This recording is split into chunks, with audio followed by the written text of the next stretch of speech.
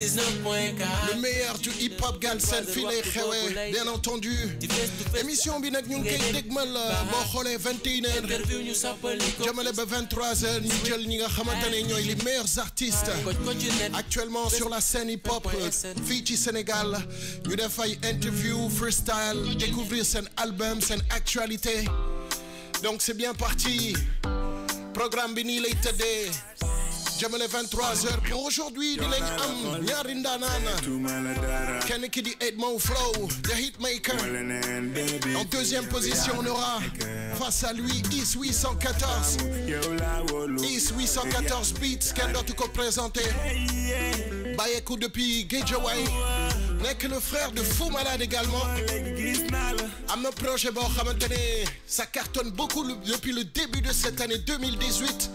Le projet s'appelle Mbedocratie. On va découvrir tout ça ensemble. Mais n'oubliez pas, King FM, c'est fort en musique. Ça se voit et ça s'écoute.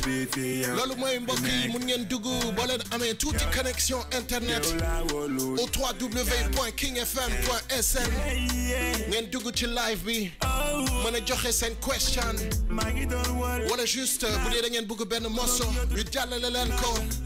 N'oubliez pas la première partie de cette émission, c'est-à-dire jusqu'à 21h45. Sélection musicale détente, nouveautés. Histoire ngeen nekk à la page des derniers hits yi génn tout au long de cette semaine. Également, événement à retenir pour demain, ce week-end. Événement King FM, bien entendu, en exclusif. Canal Olympia, la nouvelle salle. Un événement King FM avec Buzz Lab Cannabis. Le grand retour de Bass de Boss. Ça sera demain à partir de 20h. Canal Olympia. Mun ngeen am encore seen ticket 5000 francs en prévente. Le jour J, ça sera 7000, c'est-à-dire demain. Et boo leen bëggee nekk en VIP, ça sera 10,000. Allez, je me présente, man maay Olibi à la technique digitale. Man ci ànd ak Tidiane aujourd'hui. Bienvenue dal leen ak jàmm. Le meilleur du hip-hop galsen, c'est sur King FM dans Rap Wolof Mon Rap. Allez, Moses from Bawal di ko fàttali ne son show c'est tous les années juste après le lendemain de la Korité ñu déglu son bi nouveauté soxla wu ma leneen baby fi yow yaa fi nekk yow laa taamu yow laa wóolu yow rek yaa may daaneel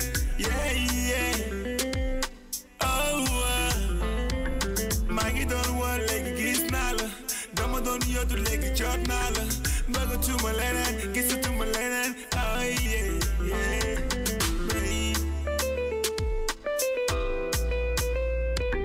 na sa xel del foo tere na nga nelaw ne xool bi yaa ko moom my beautiful girl yow bu la dara metti maa ngi sa wet kon doo ma sa wet ndax du ma la seetaan kon bul bàyyi bul bàyyi bul bàyyi bul bàyyi oh no metti ya bul bàyyi oh yeah kon bul bàyyi bul bàyyi bul bàyyi lu mu metti ya bul bàyyi ngelawu bànneex bi may nooyi géeju mbégte bi may fay nii te bëtu mbëggeel yi nga may xoole xam naa ni xool bi maa si nekk dama dof si moom bu leen ma ko jàppe budul woon ak moom man ma doon laabe damay àcc ci kaw di ma nabu naabe di ma wax lu neex may ma jàmm laabe maa ko poj ma ni feeling am caay maa ko poj mën a sanc dégg daaj maa ko poj gone gi moom daal dafa naq dëkk sama koko ba ne yaa may sàppali sama suukar bekk yaa may toppatoo naan ma jugal lekk yow man nga ma ñeenti romb dubal jekk naa la wayal ba nga bekk te jugal fekk kon bul bàyyi bul bàyyi bul bàyyi lu mu metti ya bul bàyyi kon bul bàyyi bul bàyyi bul bàyyi lu mu metti ya bul bàyyi doonal sama jaaga may sa jon nga doon sama baana may sa pen nga doon sama soxna may sa wàlli mbëggeel dafa ne man seede naa li xale yi wër yow xam nga fu ma nekk da nga jekk ci kër neex na xëy ni la jàkk sama paradise damay wax lu neex man sama sukk bon ni li ñuy dund du jeex moom magel gi ci man naa waan ni dëgg la cofeel bi ma am ci yow man naa waan ni dëgg la. Allez, ça c'est il est demain. Tous les vendredis, désormais, King FM, le meilleur du rap galsen. Rap Wolof Nocturne en compagnie Dolly B, the number one. For real. Hey, big up what Jokode Music and Jokode Fashion.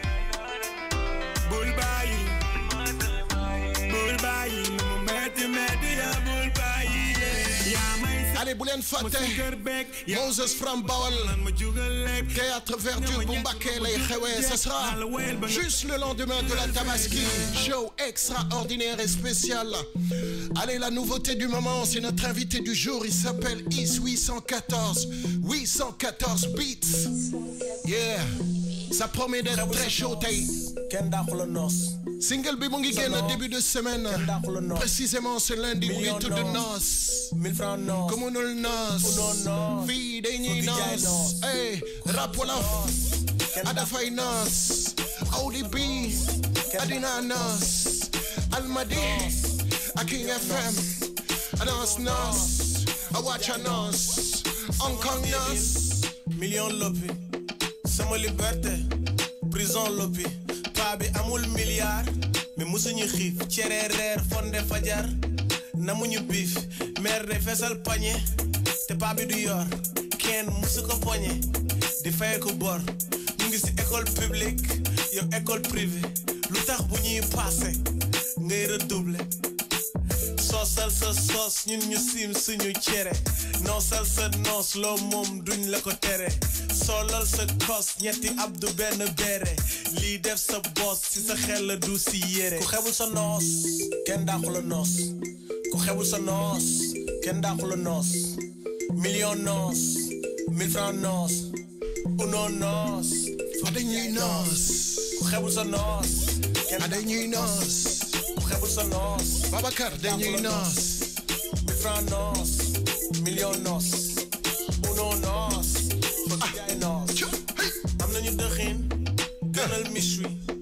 am nañu jasner gënal levé boo amul li nga bëgg da nga yem si li nga am ku la gis jox la gëdd li ngay dund duñ ko xam sama dignité sa doole poche ni day nité même muy xoos nit a ngi ci région yi ñeewul ki ne capital nit yor na ay milliards di jàppante hôpital. Le meilleur de la musique, c'est sur King FM. fi tey dox pas à pas doy loolu lépp lim ñu may ku ne foo ne xëy na mooy sa njiglaay am nga lu ne mais got moo yor muslaay ku xewul sa noos kenn dàqu la noos ku xewul sa noos kenn dàqu la noos million noos 1000 francs noos uno noos fëgg jaay noos. Allez, c'est la tendance de l'été. Nice single, Is 814 Beats. Mon orné, ici, excellent, avec du studio B. Merci à tous ceux qui sont connectés précisément actuellement. Depuis Tangage, fidèle auditeur, Adjouma Bounek, Filakay Kale. Yeah. Kokay Babakar Djahoumpa. Depuis Tangage, hey Babakar. Begel Mawario, Aqua Tangage, Naka Adjouma B. Yarna là. Aït. Wa 814 beats, c'est excellent. Dra. Watch out. Kimoy Hekil. Production signée Amzo Beats. Cannabis.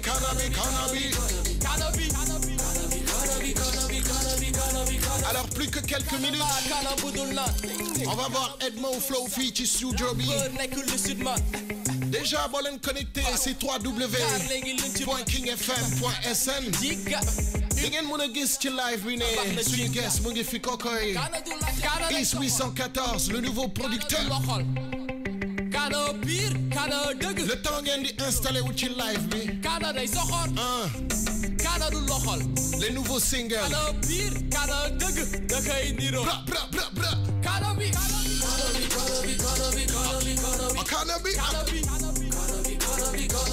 Alors Kels from RFM. That's what's up.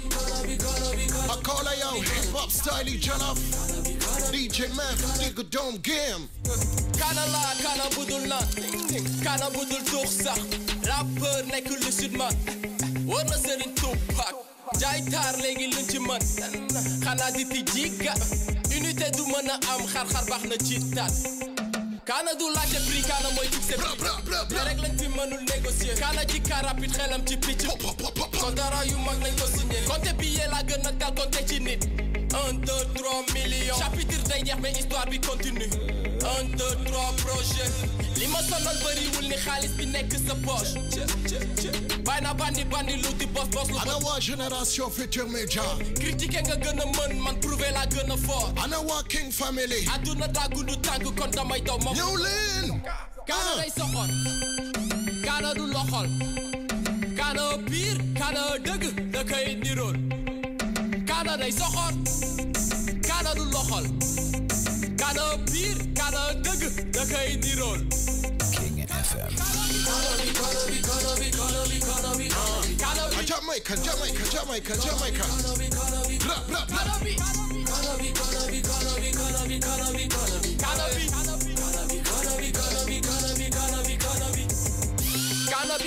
Cannabis dëgg rek ay sama garantie baram bi àndal ak troisième baram bi deret du fen mais yenn saay tamit juddu du wax dëgg yéen de waat leen ma Jay-Z ak Eminem ñoo koy tëgg Kana day xam li ko war di ko matal Baay Faal même bu dee day raté magal respect dañ koy liggéey kenn du ko majal naka la mbaa xëy fajar bi moo koy dal Kana dëgg amul pertement dang si gagné mbaa nga jàng sama gént démb naxuma ñi lay wër ñoo gën a ñàng Kana doo ko jaay jàng sa doo ko jaay yéeg yow yaa ma ko gën a xam te Kana talul ay xeex lu mu tal mooy ni muy def ba mën a am loo fi gis rek jamono la léppay ma sa jeex yow yaa ma ko gën a xam mais duñ bàyyi mu sedd ci àdduna même bu dee àllaaxira moom dina tàng Kana day soxor Kana du loxol Kana pire Kana dëgg da koy nirool Kana day soxor Kana du loxol Kana pire Kana dëgg da koy nirool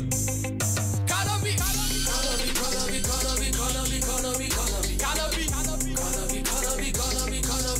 Allez, merci beaucoup, sama gars yi. maa ngi leen di gis de plus en plus ngeen di dugg ci live bi di leen fàttali waat tuuti adresse bi c'est www.kingfm.sn mun nga seetaan en streaming sama bopp déjà man ODB ak sa artiste Wiss Is 814 déjà dans le studio 21h15 plus que 10 minutes ñu tàmbali suñu live et n'oubliez pas l'information pour demain à Canal Olympia le grand Back Again Show de Canabasse yeah à partir de 20h un événement King FM à ne surtout pas manquer cette place c'est encore disponible c'est les tickets Dylan Fateline et les préventes c'est 5000 le jour J 7000 et en VIP bien sûr ce sera 10,000 yeah continue sur une émission Rap Wolof raw na ba faaw Rap Wolof moo raw Rap Wolof raw na ba faaw yeah Rap Wolof bi xuus na law na dem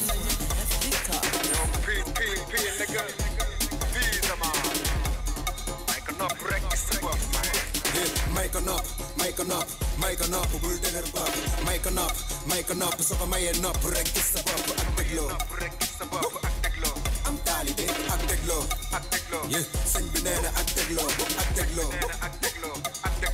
am taalibe ak dégloo yeah sëñ bi nee na ak dégloo noppay dégg waaye ba tey gis ba indi joole jaru nga bay piis boo yoree doole bu ko jaay xiif bu la boole yàlla rek duñ ko gis africain bi dafa dëgër bopp tax foo ko fekk rek yërëm ko japonais bi xool ko yëngal bopp ndax tubaab bee ko nax sëlëm ko tere mu të bàyyi mu gis am na boy us tay la doo est-ce que yaa ngi fil say àndandoo bul jël sa laay bu rek tay la ko bañ bi yaay chef yore bayre bi yaa ëpp sax bës sa de quartier bi ndax yaa ngi fekk bu mu gàcce yi dépense ordonnance de si jàkk génération bu automatique violation beeg dekk na bii fils da nga ñàkk sens ndax amuloo éducation de base mag monsieur le juge dañuy def commune ndax ragaluma jeet ak def crime trian yor oto bu clean reere ginaar bi di ko gain may ko nopp bul dëgër bopp may ko nopp soo ko mayee nopp rek gis sa bopp ak dégloo am taalibe ak dégloo sëñ bi nee na ak dégloo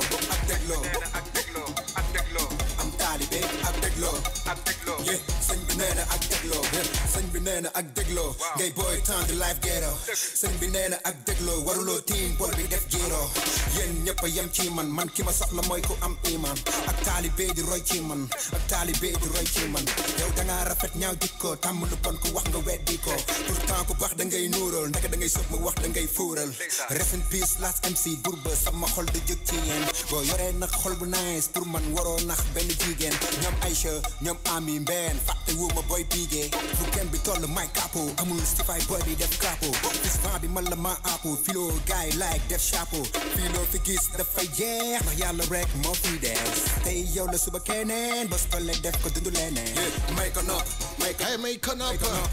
le nouveau single Bijman. L'artiste est une nouveauté, fait partie de la nouvelle génération. Yellow ODD, MOSTS, le nouveau single également. Beaucoup de nouveautés actuellement.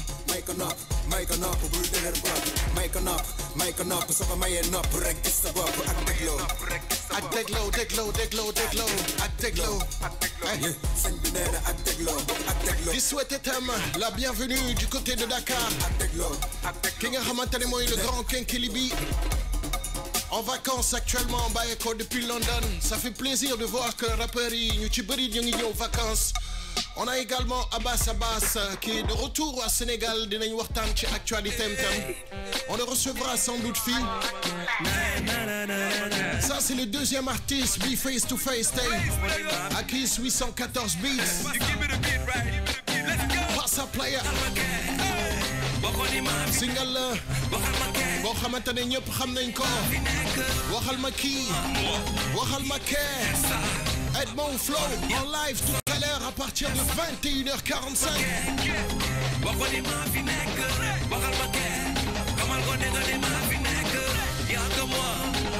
Qui peut faire ça? À part moi, y a personne qui peut faire ça. Et mon ami, je te présente l'original musique fana du Sénégal. On l'a bien cuisiné pour ceux qui ont la médiocrité musicale. Celle-là est locale, on l'amène à l'échelle internationale. Tony de combat, Kingdom, la marque elle est royale. N'y a pas de télé ma andiko, Bamako Bogo Akimo. Gambia Khamnani Momogo, Sénégal, Jordan Geterme Edimo. Tu l'as connu depuis qu'il a gâté le corps des gens. Là on est en mode savar. Tu n'es pas un peu quoi. Le rythme est là, tu reconnais mon frère. Welcome to Dakar. Mon nègre pas il déconne. Les gars m'en veulent rejeter pas car. Bajal nagabe, papasal les magaji nagabe.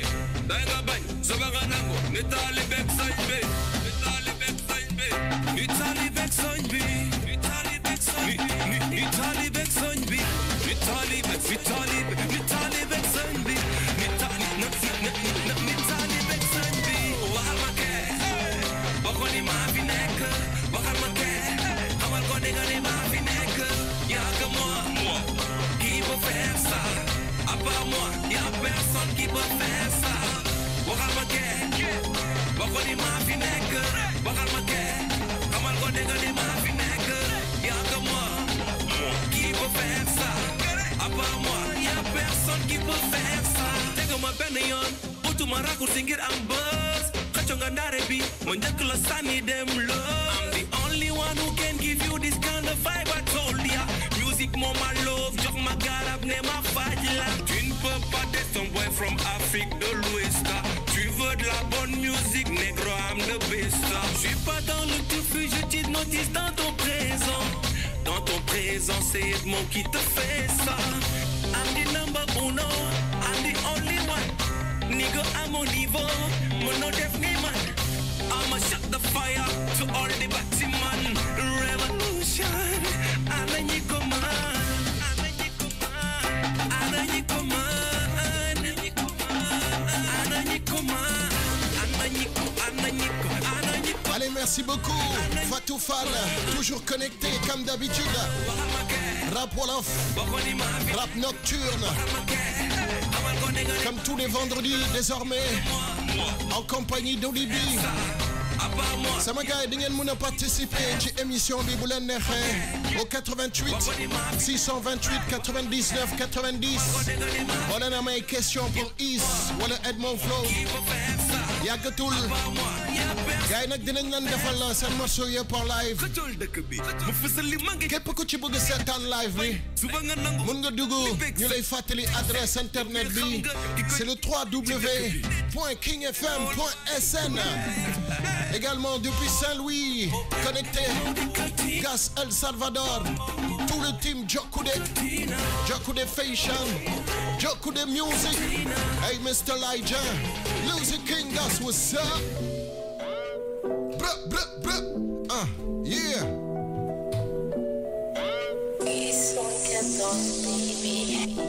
Ça c'est le freestyle, hashtag number 4, scoop. Is 814. Suruguma man, benen waay lay lekk. Médocratie ti la daa imposé bàyyi lay teg. ñaata son publicité maa ngi laa lay chèque. dama ñëw sa rappeur daanu comme kuy laa lay jeeg. 2003 blende baat nekkoon daa lay nekk. Yeah. Histoire comme ay paa lay fekk. dugg ci baal jeexal verre yi après jaay lay yéeg. jàpp sa MC ginte ba ko faa lay bég. Yeah. booy jaay salte fekk fi sën. foog nga góorgóorlu pour nekk sama jeeg. bitch 140 caractères ñoo ko mën. kon normal nga ñu fekk duñu faalo waxu bitch. dangay ñoo di xelu dictionnaire. bam la déggee la rousse. Médocratie civil missionnaire. Rap alphabet jàngal ñoom papous. Yeah. Médocratie BSB 814 bàyyi laay let's go. na ma ñaar till I die never change. Médocratie let's go. BSB bàyyi laay géej waay. Médocratie let's go.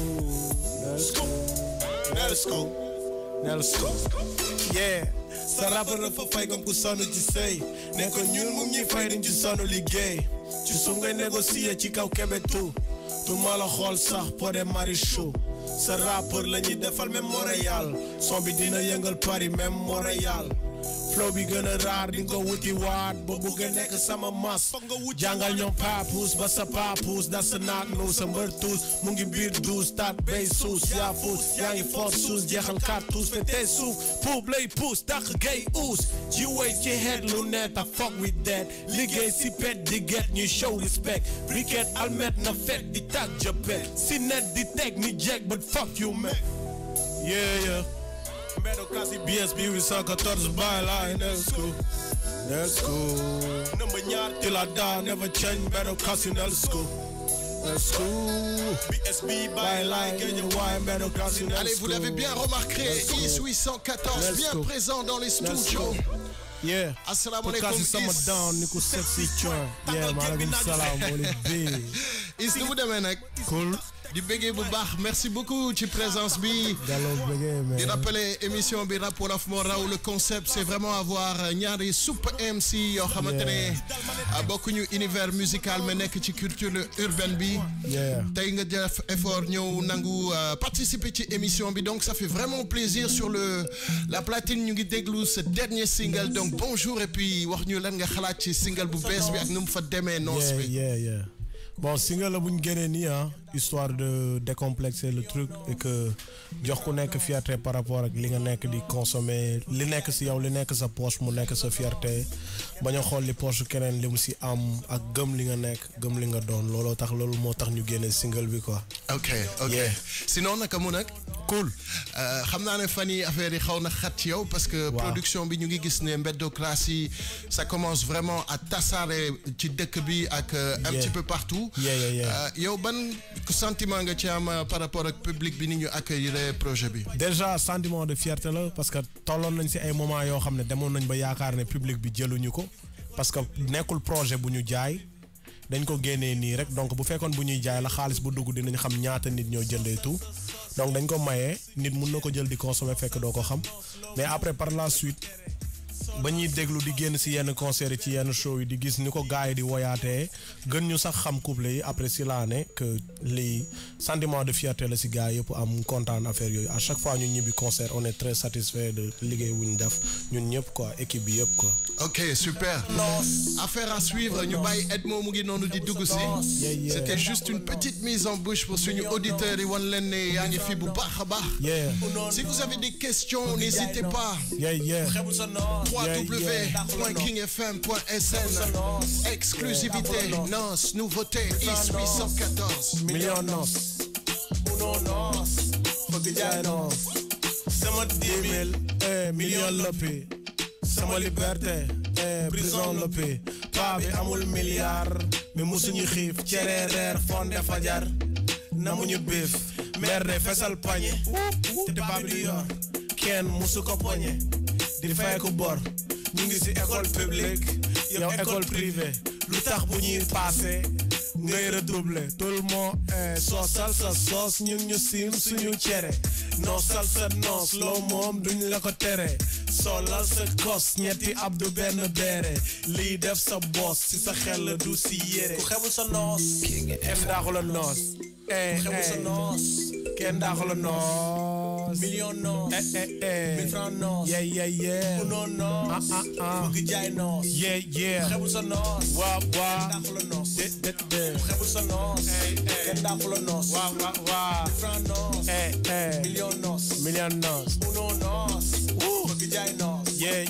am nañu dëxin gënal méchoui am nañu jasner gënal luvi boo amul li nga bëgg da nga yem si li nga am ku la gis jox la gëdd li ngay dund duñ ko xam sama dignité sa doole poche ni day nite même buy xoos nit a ngi ci région yi ñeewul ki ne capital nit yor na ay milliards di jàppante hôpital sant yàlla buñ si tolle fi tey dox pas à pas doy loo lépp lim ñu may ku ne foo ne xëy na mooy sa njiglaay am nga lu ne mais got moo yor muslaay ku xebul sa noos Edmo welcome man ku xebul sa noos ki gala borom noos man million noos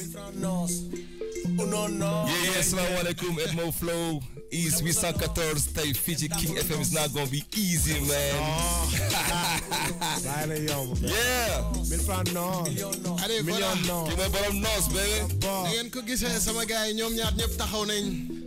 Liggéey bi léegi ñu tàmbali ko, il est précisément 21h29 minutes. 99.4 wala 3w.kingfm. Di leen rappeler rapidement le concept, c'est vraiment benn waxtaan boo xamante ne c'est vraiment free between deux artistes. ñu débrief ñoom ñaar ci seen album, seen actualité, seen vision ci musique bi, seen vision ci culture urbaine bi. Ça c'est un des derniers singles en date de Edmo Flow. Après Nos, ñu dugg ci bii. Let's go. Let's go.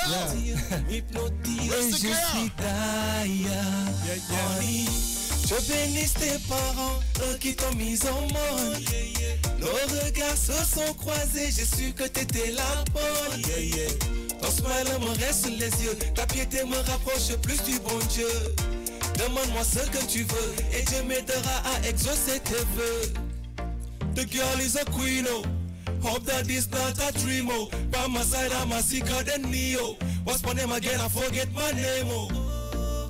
She drive me crazy, oh my God. Je perds le réseau. Hey, oh my God. Xale bi dem, oh my God. Take it easy. Oh my God. Wallahi elle m'enjaille. Oh my God. Xale bi dem, oh my God. Oh my God. Xale bi dina ma doon flow. Oh my godness. She's so fine and she's so sweet. She's lovely and she's pretty. T'es ma moitié, je t'appartiens. Allons nager dans l'océan du bonheur. Ma vie est meilleure depuis que tu m'as ouvert ton cœur. Meilleur de la musique, c'est sur King FM. Raisha, ko an woni gidelam, antan woni ener ernam. Wallahi mi de yidma, oh The girl is a queen, oh. Hope that it's not a dream, oh. By my side, I'm a sicker than Neo. What's my name again? I forget my name, oh. She drive me crazy, oh my God. Je perds le réseau. Kamanella, oh my God. Khale bi dem, oh my God. Take it easy, oh my God. Wallahi el monshai. Oh my God. Khale bi dem, oh my God. Oh my God. Khale bi dem, don't flow. Extrait du projet avec Père Chonsek, Papa Chonsek. Un album avec plusieurs albums, sax laay wax, ak au moins 120 artistes yoo xamante ne Papa Chonsek mu ngi koy bare ak ñoom. Il y a à peu près 2 jours animateurs yi nga xamante ne ñoo géré hip hop bi ñu ngi fa woon. Edmo nag lii mooy sa premier single bi nga xamante ne xale yi jigéenu Sénégal bi yëpp. bëgg nañ ko mu nekk le premier son bi nga xamante ne man personnellement moom laa la xamee. Si. Alors Edmo, si tu peux nous faire un petit parcours rapidement pour ñi nga xamante ne ils te connaissent pas, parce que am na ñu la xam am na ñu la xamul wala ñu lay découvrir. boo leen mënoon jox tuuti sa biographie rapidement, ce parcours, où est-ce que ça a commencé, pourquoi Edmo, pourquoi What's My Name tout le temps, Edmo. Bon. Parle-nous un peu de toi Edmo. Déjà Edmo dafa nekk benn bon nit normal bu tudd Adama Diop. juddoo Zambie. Ok. yaroo Guédiawaye. ak bon doon jàngee Pikine école 12 màggee Parcelles. Après voilà Parcelles nag fa laa commencé di fecc avant may woy. Après ma gis benn gain tudd Akon gain bi xam rek yóbbu ma ci ay niveau yu kawe ma bëgg a mel ni moom. Bon loolu moo nekkoon rêve avant quoi ñu may woowee Lil Akon ma nekkoon ci ay Fosco di jëlaat ay som di ko woyaat tu vois. Après ma nekkoon ci benn groupe bu tudd 2F Crew man ak sama benn boy bu tudd Sekou moom State sa jóge woon ñëw ak beneen copain bu tudd Mef ñu formé woon benn crew bu tudd 2F Crew. Après noonu ma doon téye refrain yi gars yi bu ñuy woy xam nga tout le temps ba léegi Dreamo nekk Akon bi nekkoon fi quoi.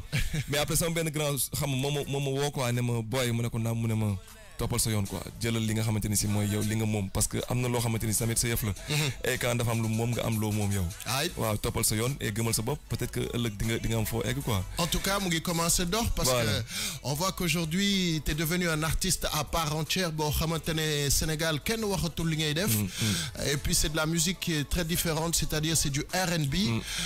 T'es un des premiers bi nga xamante ne moo fi def R&B.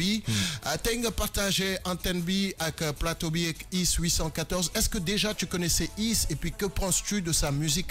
Ouais, moi je l'ai connu pas trop longtemps, mais après man dama curieux man su ma découvrir damay dem du ma taxaw quoi damay dem di ut mosoon nañ daje benn tournage après vite fait ñu waxtaan cak mais c'est vrai qu'on se croise pas trop bon c'est un beatmaker tu vois un peu après c'est un artiste aussi mais on se croise pas beaucoup quoi mais après dama dem découvrir carrément kan mooy Is ci bon déjà j'ai écouté pas mal de produits yoo xamante ne daf ko liggéey et j'ai écouté son produit à lui. waaw personnellement. dama ko jël def ko sama phone sama petite sœur dama ko sax àndaale tey parce que fan sam la parce que dafa bëgg li muy def. dafa am benn son boo xamante ne si daf may dellu ci sama enfance muy Guédiawaye. son bi tudd Guédiawaye te son boobu noonu. En fait c'est comme je t'ai dit tout à l'heure man Guédiawaye 92 laa fa ñëw ba 2000 j'ai fait 8 ans à Guédiawaye. te foofu laa yaroo foofu laa jàngee école xam nga ba am yenn at yi soog a bougé foofu noonu. donc son bi premier jour ma koy déglu. Mais frère, franchement, j'avais même les larmes aux yeux, franchement, parce que dafa ma doon delloo carrément ci sama enfance. sànq Guédiawaye laa jógee nii sànq. wallahi fa laa jógee sama kër gu mag foofu la nekk. donc foofu c'est chez moi quoi, you know. Et après ma déglu xam nga ay affaires am et tout ça. Plume bi dafa graaw, flow bi dafa graaw, dafa nekk artiste bu authentique. xam nga li ma la wax. Donc après le truc c'est quoi, c'est que li may faral di wax la rek ñun au Sénégal. ñun dañuy def lu ñu war. mais média bi dafa am lu ko war. parce que dafa am des artistes yoo xamante ne si waruñu dee de un. te ba ñuy dund dañoo war a xam seen valeur ci bu ñuy nekk. tu vois un peu. absolument waruñu bàyyi ba nit jóge fi ñu naan non gain bi légende la woon gain non. dafa am ay légendes vivantes yu nekk fii ci town bi. te dañ leen war di fësal instant bi ñu fi nekkee mais pas ba ñu demee seen yoon. absolument te moom dafa bokk ci ñooñu parce que dafa am lu particulier déjà beat making. boole ko ak li nga xamante ni si mooy ngay bind di ko woy du ñëpp ko mën frère. mais li ma jaaxal c'est que ni nga ko waxee effectivement ici il a commencé par faire des beats bu ma juumul il a travaillé beaucoup sur l'album de Bataillon Blindé ak seen studio Yukunkung et progressivement dama gis ne dafa dem ba peut-être en tant qu'artiste il s'est senti le devoir de war a génne produit am option que je pense qui a été la très bonne option pour moom bi mooy premier single am je sais pas est-ce que xam nga bi yo hip hop really pop hip hop really pop what's up hip hop really pop hip hop really pop Fondement base bitch wait a minute my shoulder no limit controller sas wëkk ci hip hop ni diine ama sunit get it rambi hat ni vakini nigga I spit it dematuma bank sa tat lay bàyyi sama liquid brick and lace nga may saf même boy ñoo di wicked check it bokku mag ñi koy café tënk lépp ci kaas flash seen TV bàyyi sama trace wari seen mind rhyme waxtaane ko chime time fuck hardcore gangster delo si intertime dëggantaan bi heavy Medocracy soldier, sweet rendezvous, bureaucracy douleur, daju flow ni junkie, flash rhyme, kaju momba whiskey, clash time, be the crew, see, oh come on, peau noire, zone taxi, here we go. Alors merci gars yi. Mun ngeen poser seen question boo leen ci amee je vois que ci à live streaming bi actuellement am nañ ku ci mel ni Petit Gassama qui est présent qui est à l'écoute Assane Daw tam nee nañu bonjour ñu ngi bëggee Abdoulaye Dieng tam à l'écoute right now Tons Merengue mon frère Assane comment ça va Thierno Sy également Fatou Fall pas mal de gens qui sont connectés Fadima Ndoye moom tam connecté actuellement Yaya Agne rap wolof moo raw gars yi merci beaucoup ci participation bi xam naa ne nag kaddu bi comme ni ma ko waxee interview bi sama gars yi ñoo ko nar a lijjanti ñu ngi bëggee tam Ndiaw Mbaye Mamoud Diakhaté vous êtes énormément de personnes yoo xam ne dugg ngeen ci live bi continue leen partager vidéo yi et puis mun ngeen dugg bien entendu au 88 628 99 90 mun a bokk ci suñu interview ak émission bi kenn job bi sëgg jéem teg ba xaw hip hop bi taw a dem taw ba ren ni jibeeg ba xaw really pop hip hop really pop what's up hip hop really pop hip hop yeah really pop Olivier bi raw na wala ma ne bii raw na wala son bi waaw moo tax ma la koy jox yeah man en fait bii bu ma juumul c'est son premier single Is vrai ou faux waaw bii mooy premier single bu ma génne. ok bii la jaaxalee na ñëpp. ok ma dégg ko benn jour rajo nii dama tiit sax bi ma déggee single bi ma ne mais damn what's up man. oh he is good. yeah very good. mais Is comment nga am sa c'est-à-dire décider nga ne allez ça y est damay bàyyi côté musique bi wala en plus de musique bi damay jàll devant la scène c'est-à-dire commencer bind commencer dugal say sound commencer nekk MC commencer produce. bon.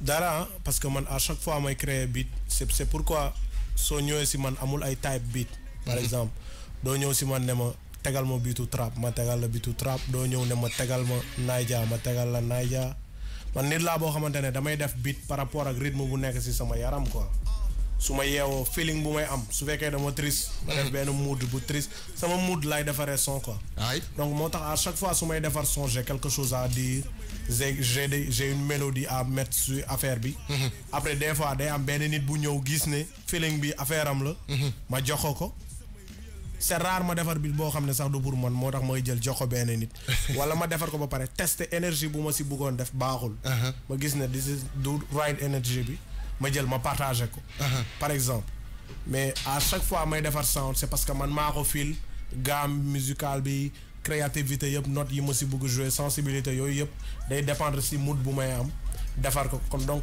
à chaque fois ma doon defar son rek dama si doon bind après man maa doon jël son yi di ko teg à côté après gënoon focus si production bi parce que chaque fois may dem damay gis ne que j'ai du nit laa war a prouver benn affaire mais se dépasser soi-même quoi année bi beat bi laa defar année bii nii du ma ko defaraat. ok booy ñëpp ñu ngi def trap music man damay créer sama style musique damay créer Dakar trap. ok Dakar trap gars yi def nañ afro trap foog ma créer Dakar trap musique buy jógee ci capitale dakaroise. nan laay imposer ay affaire nan laa koy defee par rapport ak rythme buy nekk ci sama yaram moo tax c'est pas forcément ce que le tempo que tu vas avoir c'est pas forcément que ça se joue sur 80, 90, 89 ou 120, quelque chose comme ça. Mais ça se joue au rythme de mon corps, de ce mot-là. C'est pourquoi c'est beaucoup plus proche de def musique ou reggae, comme Naya Bingue, mon rythme cardiaque, que Kibi quoi. L'incroyable man, cette affaire, c'est que tu parles de musique techniquement, mais comme Djangolo musique, Dougolo école musique. Non.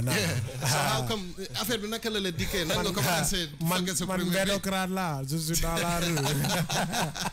Mais c'est street biz, c'est-à-dire gars ñooñu bëgg gëm lo ko ouais il faut passer par def conservatoire def tel ou tel ñu def conservatoire pour ñu yëngal musique sénégalaise sax yombul like je ne les dénigre pas, ils font ce qu'ils ont envie de faire. Ils ont besoin d'apprendre un truc, ils ont besoin des gens qui leur disent que vous êtes validés pour faire un truc. Nous, on n'a pas besoin d'être validés. Quand la rue valide, c'est bon. C'est bon. Ouais, l'humour femme solo parce que man tamit bon. C'est pas que de madame école jangi oui wala yu mel nonou après nit ki da fa am lu fi nek ak loy wëri diko ci yok donc parce que tout le temps boy avancer ci life da ngay am ay inspiration par rapport à ce que tu vis par rapport à ce que tu vois par rapport à beaucoup de choses quoi. Donc voilà, après Is aussi c'est comme je t'ai dit lui c'est un artiste vraiment authentique quoi, amna lu spécial lo xamanteni ci rare non quoi, you know. Yeah bon, Edmond non mais je suis très sérieux hein. C'est pas parce que de photo fille.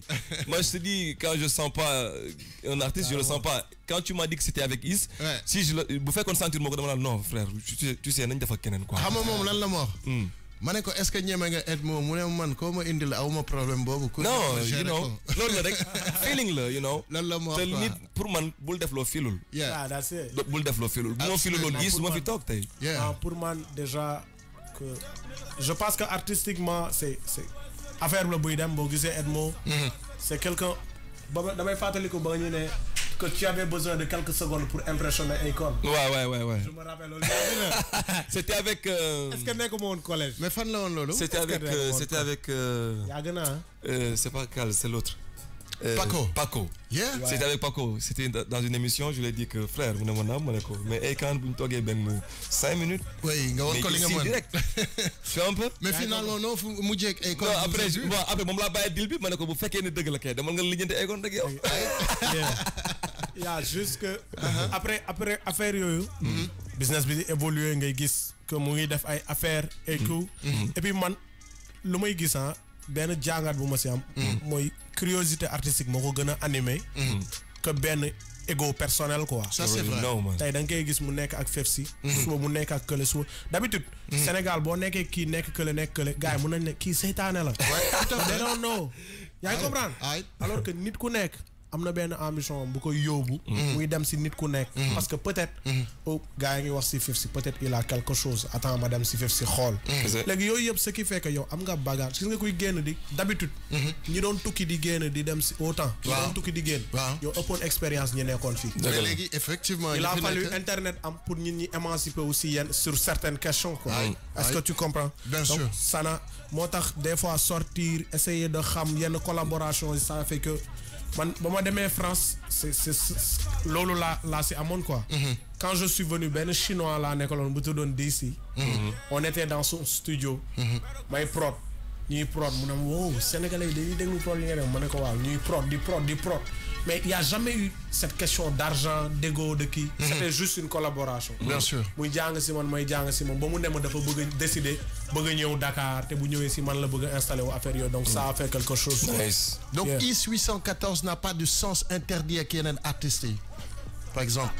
Ouais, quasiment, ouais. Bon, il y a eu des trucs quasiment. C'est pourquoi je dis quasiment. Est-ce que donc Lolo, on peut dire que c'est une histoire qui est derrière? Bon, voilà, il y a que lu xawa dess ba légui. Ancienne dans nos productions, mais peut-être pas ancienne dans physiquement parlant quoi. Mais est-ce que peut-être loolu ñooñu bu ñu ñëwoon est-ce que pare woon nga peut-être pour liggéeyaat ak ñoom wala c'est quelque chose boo xam ne nit mënatu ko xalaat. Non loolu nag Thiendella moo si waxtaan quoi. Thiendella mooy manager. Ok. Yeah, c'est lui qui en parle quoi. Ok. Yeah. Le meilleur de la musique, c'est sur King FM. Live and direct. Tu rap Wolof moo raw. East 814 VS Edmo Flow. Yeah. Every Friday. Li ñuy def nigga c'est du sale.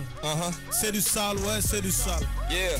Li ñuy def nigga c'est du sale, ouais, c'est du sale, ouais, c'est du sale. Go. C'est du sale, ouais, c'est du sale. Sale. C'est du sale, ouais, c'est du sale. Sale. C'est du sale, ouais, c'est du sale. Def sale ba sa biir sale. Bind bi dee woon la dekkil si. Médocratie yug legacy. Samay xolu nigga comme poche ku ndóol. Dara nekk aussi. Waneel sa faiblesse fausse modestie. Poésie bu am image ina ma ko zi. Suku naba dine. My Billy boy aba chine. Ku desi Facebook yaa tagge sa bopp. Ku desi graffiti ñu tagge sa bopp. Def armel pour rivo. Dugal leen si pax ki la duñ masla bu baax la boy kay jënd dem comme Barça ni Forza boy classique du deñ ñu masla ba ñaas la fi stand si benn Ismaël ak poésie bu bëri vers jox ma zentel xajatuma si seen terre foog ma dem ciel duñ ma foog si say rêve ok géntal lii seetal bi sal nii du géndal ubbi tubay dëgral chidit comme kuy seetaan Viviane Rouza may génne ci gem bi nii nga may Zidane man iPhone ñoom Wiko tegal meg mi lëg Drake soo may Rico Sal.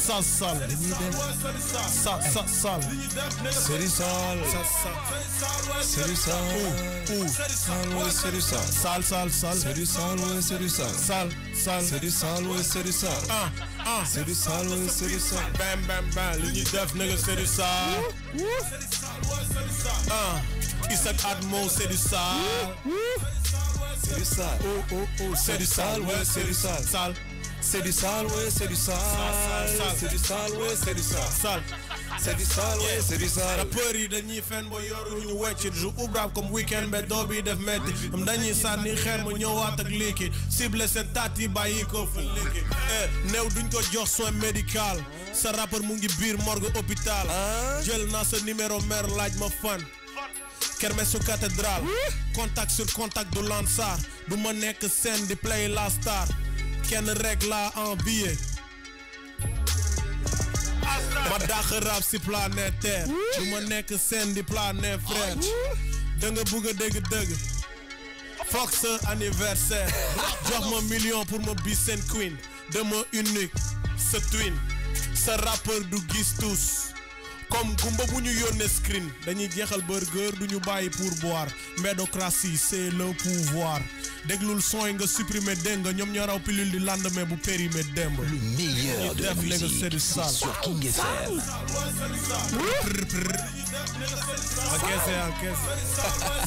Sale. C'est du sale, ouais, c'est du sale. Sale. C'est du sale, ouais, c'est du sale. Tout est sale. Sale, ouais, c'est du sale. Bang.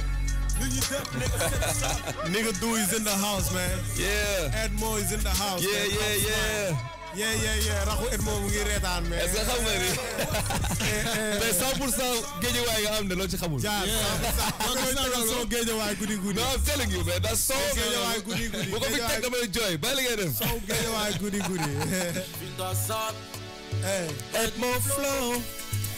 Yeah, so bi mu ngi jógee ci benn produit bu ñuy wax selfie. Ok. maa ngi koy def ak benn artiste bu tudd Vinda Sad bu nekk Paris donc benn comorien la sax. Ok. donc voilà album bi benn EP la bu tudd selfie instant bi sax ci promo bi la ñuy war a nekk nii. Depuis kañ la génn. donc mu ngi génnoon après la Korité juste après. Donc après bon on n'avait pas fait de communication là-dessus en fait. Bien mais sûr. là c'est là qu'on commence vraiment de faire la com. D'accord. am na benn clip bu jot a génn bu tudd Yama Doy c'est un truc kizomba xam nga lu ma la wax. yow daal mu ne. mais man bëgg naa ko laaj benn question rek. yooyu tamit looy xaar papa. fi ñu ne nii yéen a moom antenne bi. selfie bi lan lay demee ñaata selfie ngay jël par jour. ñaata selfie par jour. non en fait man li may jël selfie sax bëriwul. you know mais en fait son bi. gis naa la ci piscine bi de. waaw. selfie bi gis naa soo bi waaw. ci biir soo bi waaw c'est vrai que selfie jot nañ bëri mais après xam nga da ngay dajeeg nit mu selfie ak yow des fois nga dajeeg nit selfie ak moom des fois nga selfie yow kese. des fois nga gis nit di selfie moom kese. beneen question. mais après soo bi li ci nekk mooy. deuxième question est-ce que mus nga am sa benn fans boo xam ne après c'est devenu ta petite copine. non mais da ngay tontu sincèrement. bonne question. non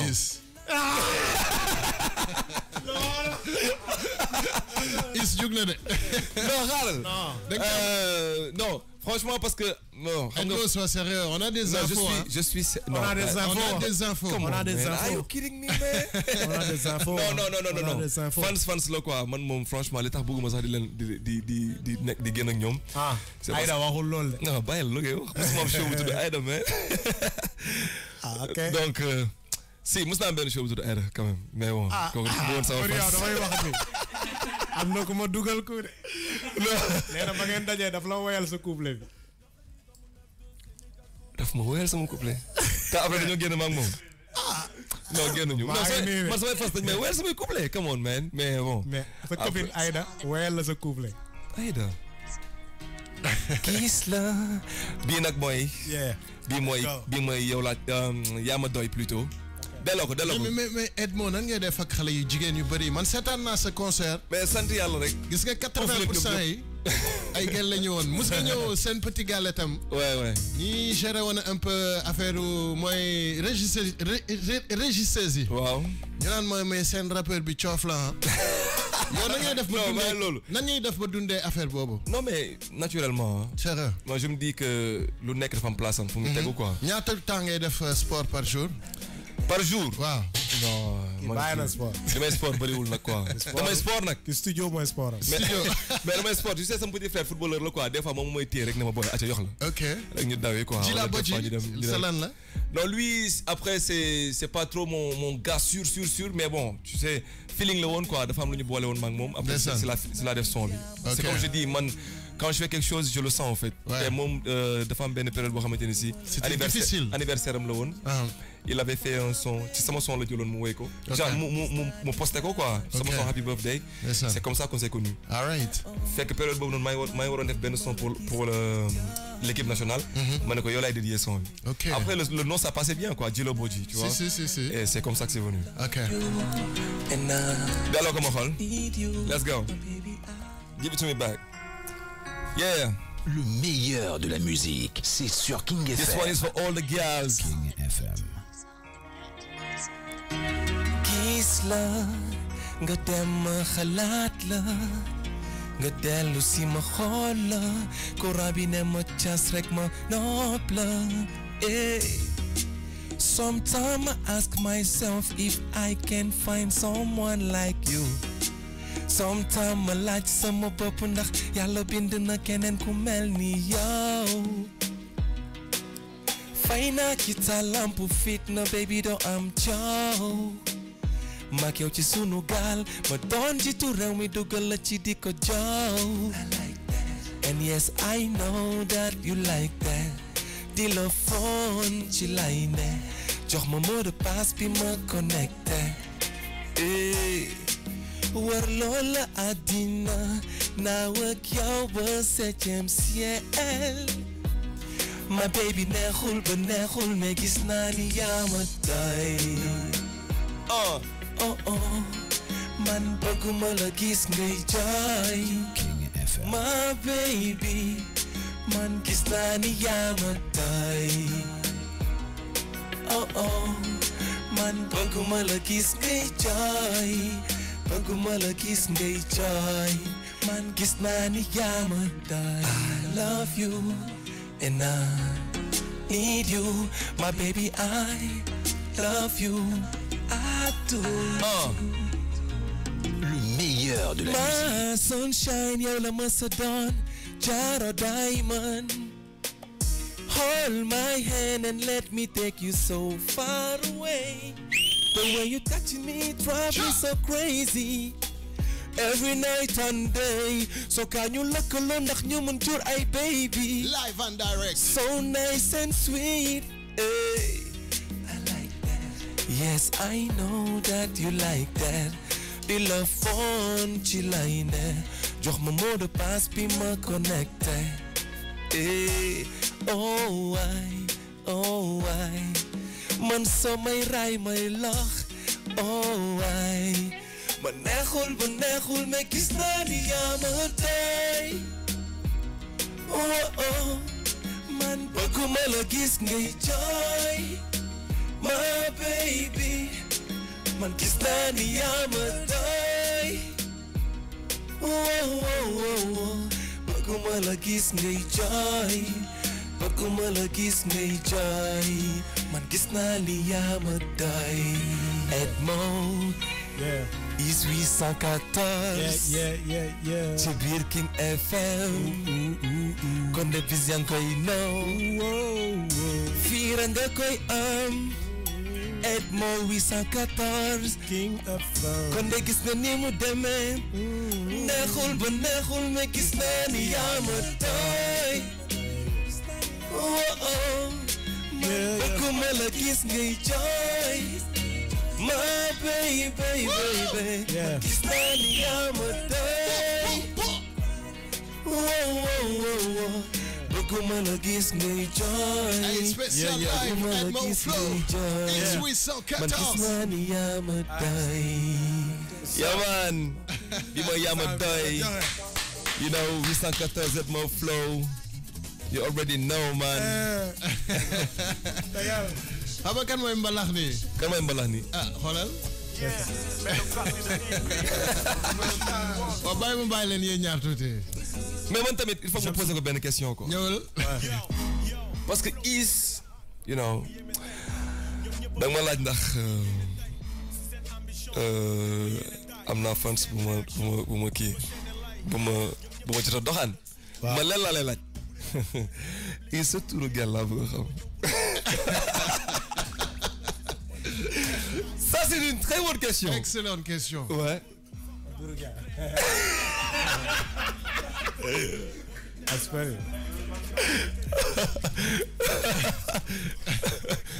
mais is da ngay xalaat nii de. non mais. oh yeah. tu es marié. Sérieux? Est-ce qu'il est marié déjà? Non, il n'est pas marié. Sérieux? Non, is. du MPC bien. Really? Man ak yow bokkuñu de. Eh, come on, man. Je suis marié aussi. Jëlal lii. Non. Ouais. Sérieusement? Wallah. Tous les deux mariés? Ouais, moom ñaata at? Fraîchement quoi. Fraîchement, kon maa la raw. Man j'ai 1 an. Sérieux les gars? Ouais. Oh. Non, instant yi moom. Mais. Elle est en état. Mais. Mais tu es marié non? Ouais, je suis marié. Non, loolu lañ ko bàyyi confidentiel la bàyyi loolu. Léona ma non, but you know. Li nga ci xam dara dans quelques mois. Si tu assures ou pas. Arrête ça. T'inquiète man, I was born ready. Yeah, Come on man. Yeah, okay. Yeah man. Yeah, mais attends, donc on est tous. Non mais c'est cool. Moi je suis pas marié personnellement. Ah mais nous on est mariés. I'm single. Mais. I'm single. Ok, mais on va pas rester à parler de ça. Ouais. On avance. Mais man beneen question laa ko bëgg a laaj. Ouais. Yow est-ce que tu étais bien à l'école? Ouais. Tu prenais premier? Rarement mais du ma génn 5 premiers. Kon ayo. Non ay na numéro 2 mooy premier ndaar. Oh. Kon yow yaa ngi jël premier. Man non, toujours dernier de ma classe. Jamais. Et pourtant il a non, peut-être qu'il blague mais je me dis qu'il était bien à l'école. Ah. Ban école nga jàngee ba nga nekk. En tout cas, il a de la discipline, c'est ce que je remarque chez lui. Ouais, c'est quelqu'un de très discipliné tey. Si. Xaw ma nag ndax temps bi moo ko dab mu mel noonu. Wala temps booy géej la. Waroon naa laaj fu malaat nu mu fa demee. Mais ban école nga jàngee ba nga nekk. Man école publique primaire mooy école yooyu nga xam ne sax. Mais ban école? École 19. 19? Après jaar Pikine STB après Limamoulaye après université. OK. Man genre cursus suñu waa kër yëpp quoi, école norme. OK. Grand yi pam. OK. Tap, ouais. Man école 12 laa defee sama enfance. Laa defee sama CI ba CM1. Yow nag vraiment mais ça va. École 12. Est-ce que du loolu moo tax peut-être mbeddocratie yi nga tuddee affaire yi mbeddocratie. Bon, mbeddocratie philosophie la ah. am na ñu bëri ñu koy dund de. Wow, c'est la jonction de deux mots en fait. Mbed comme mbed de la rue et Kratos comme pouvoir. Tu fais la jonction, ça fait mbedocratie, le pouvoir de la rue. Dans sa manière de participer, que ce soit économiquement, politiquement comme socialement, à l'avancement d'une société, quoi. Parce que dañu yag gëmlo qu'il faut forcément passer par l'école pour devenir quelqu'un. Alors qu'aujourd'hui il y a l'entrepreneuriat de rue, il y a la prise en charge de tout un chacun. C'est quoi l'urgence pour vous actuellement? Actuellement c'est l'urgence, je dirais, c'est d'investir dans les secteurs porteurs de qui yo xamantene dañuy jurat yenen secteur en fait. Lolu la len di wax le problème universitaire par exemple. Suñ ko jëlé. Par exemple, on va se tuer à investir dans les universités physiques alors que le virtuel ça sature jamais. Il faut investir dans les universités virtuelles pour régler le problème de Alors quand tu parles d'université virtuelle pour ñi ñuy déglu mëna gis un petit peu li ngay wax rapidement, ça va numérique là quoi, lépp lo xamni ci affaire internet, affaire machine. Kuy tok këram mëna tok di université parce que ça se fait dans presque tous les pays du monde. Pourquoi ñun duñ ko def boko défé tu règles le problème de logement. Mun nga nek Ziguinchor di jàngé Dakar. Mun nga nek Tamba di jàngé Dakar et ça désengorge Dakar déjà et ça règle le problème de logement. Après dinañ comprendre examen bu jotté ñu organiser ko stade amitié tek ben logiciel bo xamné une heure de temps yi su moté rek day fayal bopam. Très bonne approche, très bonne approche. C'est que ça on règle le problème de logement et on règle le problème de l'effectif et tout ça parce que virtuel du fess. Deug la. So mun nga am 1000 élèves ci ben 10 giga. OK. Parce que bind kessé la du fess. Li nga wax xel la de li nga wax. C'est une très bonne idée. Est-ce que hip hop bi concrètement yeen ñaar ñep la xaw la jaale lolu est-ce que xaalis a ngi dugg concrètement nan ngeen di par exemple yow sa studio te Edmo da ngay jouer lu bëri waaw est-ce que xaalis da ciy dugg est-ce que da nga ciy génn nan ngay dundee tous les jours par exemple nan ngay get money how nan ngay yóbbu my way to get money munul bokk ak bu he is making beats and he's singing man so man leen lay def way lay def sometimes ma jouer sama guitare ànd ak sama band ñu jouer point xaalis bu fan la génnee kon bon ñun man déjà je fais beaucoup de production déjà ça s'arrête pas quoi damay defar ay production pour film pour publicité pour qui en fait loolu moo may permettre des fois may reewantu quoi nga woo ma cachet jox ma 100 000 150 man la joué du ma joué nga jox ma 200 000 fii ak 3 mois soo ma joxee 300 000 zéro. OK. Parce que je amna lu may jox xaalis et puis yaa xamte wu ma quoi. mun naa xaar sound ni nu muy gën a naay see cachet yi di gën a yokk quoi. mais Is day jaay beat yi wala collaboration la. Non, je vends mes beats. À combien par exemple un beat? Ça dépend. Mun naa jaay beat.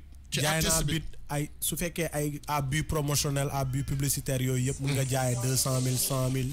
un truc bu fekkee underground booy boo xam ne day départ nii da nga koy yërëm jaay ko 50 000. mooy moom beat bi. moo koy day am exclusivité bi. mais Sodav ni muy demee. après Sodav bi man maa moom samay droit je récupère mes 50%. mais est-ce que yaa ngi laal sa Sodav yow. Sodav waaw dem naa keroog ñu jox ma. jox nañ ma benn diyoon 100 000 jox ma 60 joxaat ma 69 000. après la dame ba may jox kii après it's like yow bokk nga si ñu rare producteurs yi ñëw di jël 100 000 ma ne leen la musique va très mal. 100 000 ngeen yaakaar ngeen di dee nii. pourtant gars yi nee nañ que religieux am nañ ci ay xawma presque 50 millions. Est-ce que ça te paraît logique loolu? Là, je pense que ñoom ça se joue sur les trucs numériques quoi affaire u téléphonie. tone bi. that's money loolu. yeah. money. mais xam naa balaa dem sax. mais après moi je me dis que c'est comme il a dit hein. Khalis musicalement amul ci dëkk bi. C'est vrai. Ouais, parce que donc toi tu t'en sors pas avec non, la musique. musique. Non, en fait, non, ça va. On survit avec ce qu'on a. Mais frère, boo xoolee les pays qui sont à côté de chez nous, ça n'a rien à voir, ça n'a rien à voir. En fait, man foofu laay waxee quoi. Mais pour yow lan mooy problème bi? Le problème c'est que y a pas de politique sérieuse yuy dem ci musique. Tu vas aux États-Unis, il y a pas de ministre de la culture, il y a rien mais la culture marche énormément. Il y a un comprendre. Il y a le ministre de la culture, il y a le ministère de la culture mais la culture ne marche pas. Pour moi culture mooy nga dem ci àll bi takk benn sëru rabal barki yàlla takk benn sëru rabal përier waat jël benn paa mu taxaw si benn leket def nii për sànni caabi gauche droite ñu ne nice. Non du loolu ça va au-delà de ça en fait. En fait c'est vrai hein et je me dis une chose. Tu sais, dafa am lu jot a am fan yee passé dafa am benn artiste bu mag bu ñëwoon Sénégal. Kerry James, you know moo joué ci première partie am après c'était la première fois ni di mo Monsieur Edmo. Oui. Tu vois un peu. Nous on est des artistes. Un artiste produit le. Nit artiste dafa nek ku ñu wara respecter. Ku ñu wara am fu ñu tek. Absolument. Tu vois un peu. Nous on n'a pas ça. Et c'est dommage. Dañu wara xam suñu ay produits lan la. Fan la wara dem. Dafa wara am ñu wara protéger. Bien sûr. Mais ñooñu waruñu liggéey contre ñun. Absolument. Tu vois un peu. Dafa am benn système bu fi wara nek bo xamanteni si ñun artistes yi dañu wara am fu ñu tek. Pourtant mbalax maa ne am nañ affaire boobu. C'est dommage que les rappeurs sont plus nombreux. Mais moi personnellement, excuse-moi, mais duma wax waxu mbalax maan wala rappeur. Moi je parle mais comment ils font pour s'organiser te ñun mënuñu ko. Non mais kay ma wax la. Man personnellement. Parce que man je suis pas un rappeur. Déjà pour commencer. Man damay wax en tant que musique sénégalaise. En fait. Artiste. Voilà. Artiste yëpp laay waxal man. Parce que le truc c'est quoi, c'est que ok yaa ngi wax waxu artiste mbalaxmaan yi. Mais écoute, c'est pas tous les mbalaxmaan qui s'en sortent qui s'en sortent comme ça tranquille, non. Affaire bi lenn la bloc la boo xamante ne si mbalax bi tey da ngay déglu ay prod yoo xamante ne da koy defar, tu sens du mbalax dedans. Ouais. Tu vois un peu. Tu sens ce rythme sénégalais. Moom li muy defar noonu li muy wax Dakar Trap. Lol non, mais tu sens ñun suñu musique ci biir. OK, maintenant, même le son noce là, c'est pareil.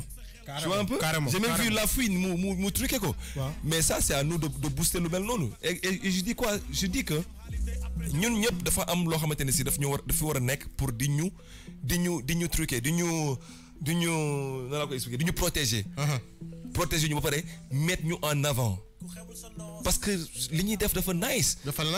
Mais ñun tamit est-ce que ñu ngi nangul suñu bopp ñun is def dara man Edmo ma nangu ko. You get what I'm saying? ñun ci biir town bi. So dafa bëri ay problème, you know. Xam nga keroog ba ma gisee la fouine mu ci snabam muy big up Is. I was like yeah dama ko sax capture après.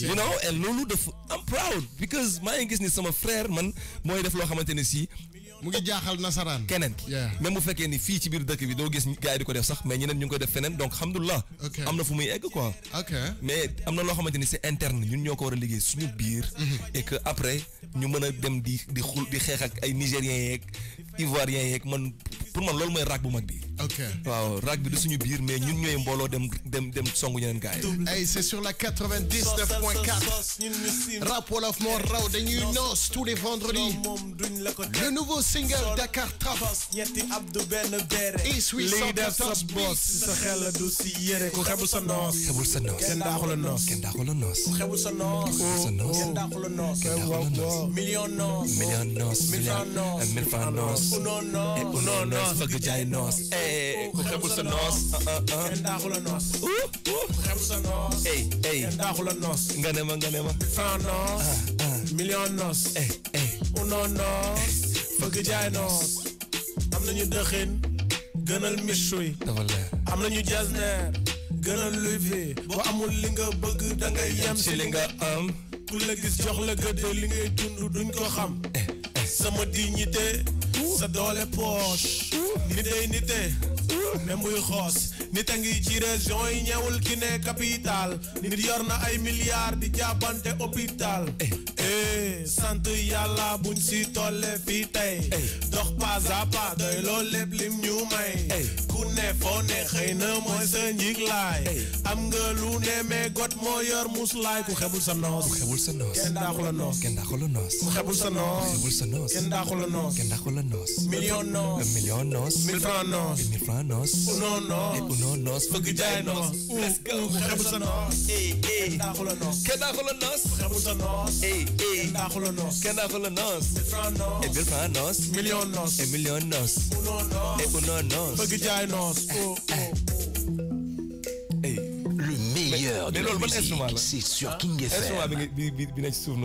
Instrument bi kii la rek ay am na boo duggee si lu tudd Malais ok mais genre am na noo koy tënee wàññi curve bi day dem ba mel ni balafon ok alors que du balafon mais c'est des techniques rek mais ban logiciel nga fayal jóge say beat FL Studio comme like never parce que ba ma doon commencé di si job gars yi dañ ma doon wax c'est un logiciel pourri kenn du si job. tey monde bi yëpp. moom la ñuy job presque.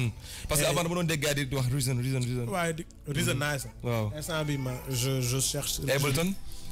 Ableton nice na mais toujours FL Studio moo gën a pratique c'est comme iPhone ak beneen call. iPhone c'est da ngay apprivoiser iPhone quoi. mais FL Studio day dem ba mel ni yow quoi. tey c'est rapide c'est pratique comme ça man su ma ubbee sama machine du ma ko tay sax su ma ubbee FL. parce que c'est loolu la quoi. c'est pas forcément yeneen logiciel tu as un rapport de travail ak. dans le micro. FL tu as un rapport de kii. mais lan moo la gën a marqué. lan moo la gën a neex ci loo dund ci ba nga commencé woy ba léegi ba nga commencé nekk ci musique je veux pas dire woy ba nga commencé nekk ci musique ba léegi lan mooy li la gën a marqué mu neex la ci musique. Déjà peut-être je dirais pas lu ma gën a neex quoi. parce que je m'attends toujours à voir mieux quoi. non mais ba fi nga toll nii la wax. am na benn paa bu am 77 ans. bu wax musul woote rajo quoi. ndeysaan ak keroog benn mère. mu génnee noos. mère bi bind mu ne j'ai l'âge de votre mère. billaay. munuma fi nekk di wax nii. mais continuez dans cette lancée j'aime bien le son noos ak problème. macha allah te mère bi nekku fi quoi. macha allah. et Aubervilliers la nekk France quoi. am na benn pas 77 ans. mu ne moom musul woote si rajo. c'est la première fois xamul sax sama tur. mu ne nit bu wax sapeur police du décroché sapeur day yéex a ñëw. waa jooju c'est le meilleur affaire yooyu quoi. lan moo la inspiré ci problème. son boobu. problème it was like man moom laa lay wax quoi. ci mic bi su ma ñëwee studio. teg muudu la quoi ci mic bi. da nga am problème. maa la ëpp problème. damay ñëw rek ne nii am na benn mélodie buy daaw am na lu may inspiré. après su ma inspiré je commence à écrire un truc. c'est pas forcément texte yëpp ça raconte man mais des fois ça raconte les vécus des gens. et j'aime bien. dafa am dans l'écriture ce qu'on appelle focalisation interne focalisation externe focalisation zéro. Dans la focalisation externe da ngay out. yow sa yoon nekk si tu racontes l'histoire tu prends pas part.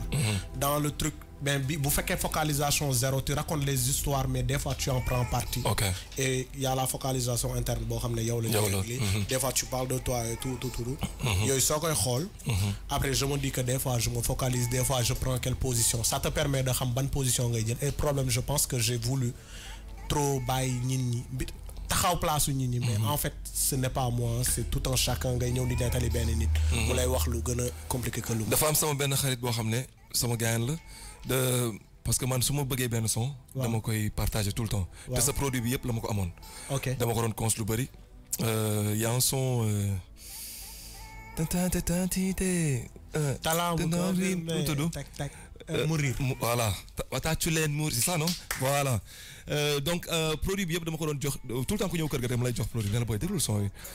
problème bi dafa nekk son boo xam ne dama ko doon jam benn booy mu ne ma dama ko tegal son mu ne ma booy je peux pas t'expliquer la laa dund ci son bi ma ne ko explique-moi mu ne dafa demoon jàngi school mu wàcc ba muy ñibbi non dafa nekkoon pause mu jël xaalisam bëgg a jënd lu mu coob am leen lu mu dencoon pour buy ñibbi maintenant am benn copain am ne ko booy jëndal ma coob après bu ñuy dem naa la jox mu plané ko donc ba muy ñibbi yorul xaalis mu ne nan lay def pour ñibbi mu dugg ci bus et imagine-toi que mu ngi doon déglu son boobu noonu instant bi muy dugg ci bus bi te ba muy dugg ci bus bi mu gis rang bi taxaw et tout ça instant boobu mu ngi burle li partie bi ngay wax noonu la doon cons affaire bi marqué ko mu ne ma loolu laa doon dund instant boobu voilà tu vois un peu et loolu la doon wax instant boobu noonu tu vois un peu et c'est un son boo xamante ne si je te dis man dama ko télécharger ci YouTube di ko teg ci sama télé di ko seetaan every day parce que c'est un son qui parle à tout le monde. Qu'est-ce que ça te fait quand sa gel day saw la sama jabar pauvre yeah en fait c'est non ça je te dis une chose automatiquement je me suis dit une chose première fois nga koy déglu premier jour non dama reetaan mais deful choc. non man defuma choc. parce que am naa xuloo ak sama gaay. non dañu waroon censurer affaire bi. non man personnellement tu sais pourquoi defuma choc. parce que man dama amul limite. man perso. am naa ay son yu waaj a ñëw boo leen ko dégloo di ngeen choqué wu. c'est vrai parce que man awma limite et moom aussi dama ko sentir quoi. bien sûr. dama lay wax dama lay suivre même ces émissions non je te dis même des émissions que tu fais à la radio dans d'autres radios. qui mettent sur YouTube. je les suis Non, pour voir là. Man, de me curieux. Bien sûr. Man, j'ai été mélomane avant d'être artiste. Man, j'aimais écouter de la musique, j'aimais suivre des artistes, j'aimais batailler ni l'homme top. Tu vois un peu? Bien sûr. Et de me servir du monde que ni c'est pas ce gars qui a maintenant ici d'affaire créer des barrières. Mom, c'est un gars free. Mais t'as jamais eu le sentiment ou l'envie, l'outar ou go ci ben beuf wala dara? Non, l'ol day am, tu sais, c'est comme je t'avais dit. C'est ben yon lañ dajé je crois. Moi ci tournage Nafina. N'est-ce pas? Et ce jour-là on avait parlé, c'était vite fait. Et après tu vois, j'avais même plus son numéro, j'avais même pas son numéro d'ailleurs. Et c'est toi qui m'a donné son numéro récemment. Am na sam ben copain Alpha bu deuk Supreme Junior mu ne ma que Edmond il kiffe Guédiawaye affaire. Mais de ouf. De ouf. Tu sais, ce son mais je le mets en boucle frère. Je le mets en boucle parce que je te dis son boobu noonu dafa am fu ma lu bëri lu may tracé waat ci sama life. Of course. Parce que j'ai été avec des gens, j'ai grandi avec eux, ils m'ont montré de l'amitié. Déception yi ma am ci sama life ñooñu bokkuñu ci. Donc eux ce sont des gens yoo xamante ne si tey jii nii damay dellu Guédiawaye je les vois je souris.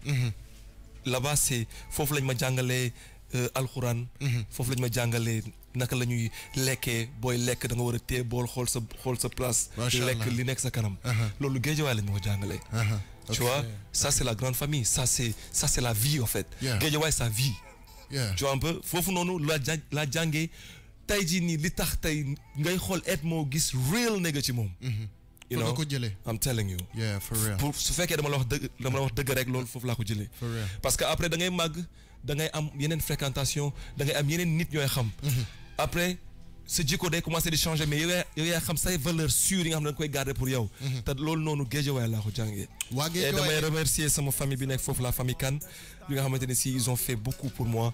Et tous mes amis parce que ce sont mes gars sûrs et ba tey jii nii ce sont mes amis. Merci donc, beaucoup. Kon bok ses amis, merci beaucoup. Je leen remercier. Waa Guédiawaye dañuy yàgg xarañ boo xoolee mu di ci sport bi mu di ci culture mu di ci lu bëri.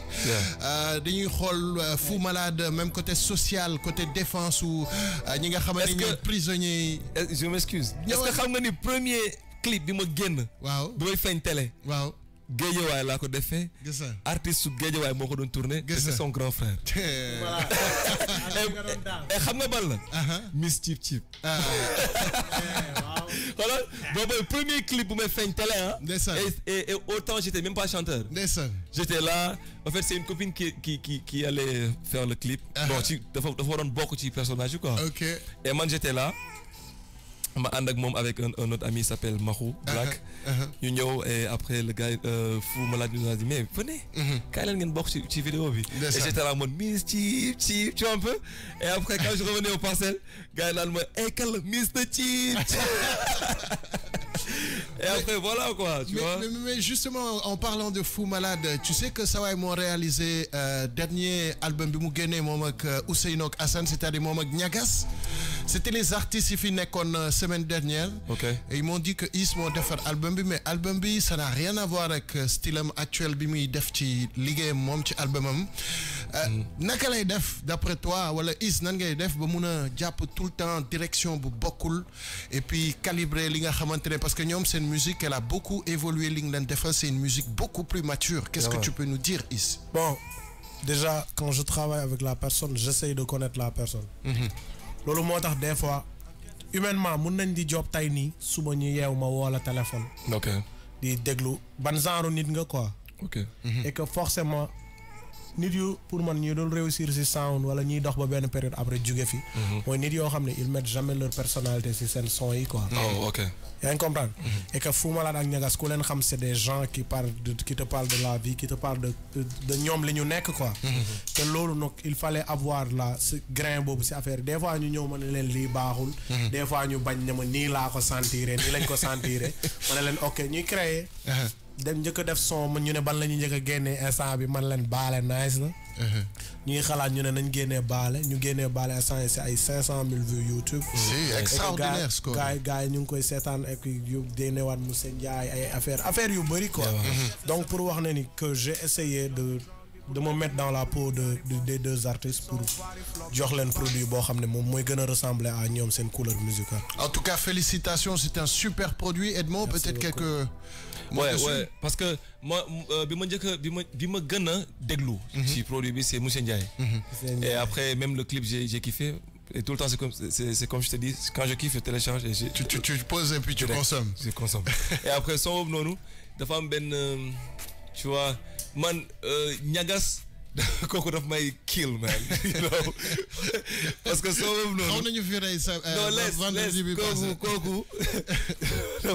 Non, daf may gagne quoi. Et après, quand j'ai écouté le truc, il a une manière de faire des carnénations, je sais pas. Et ça est beaucoup déglou, il daf may faj quoi.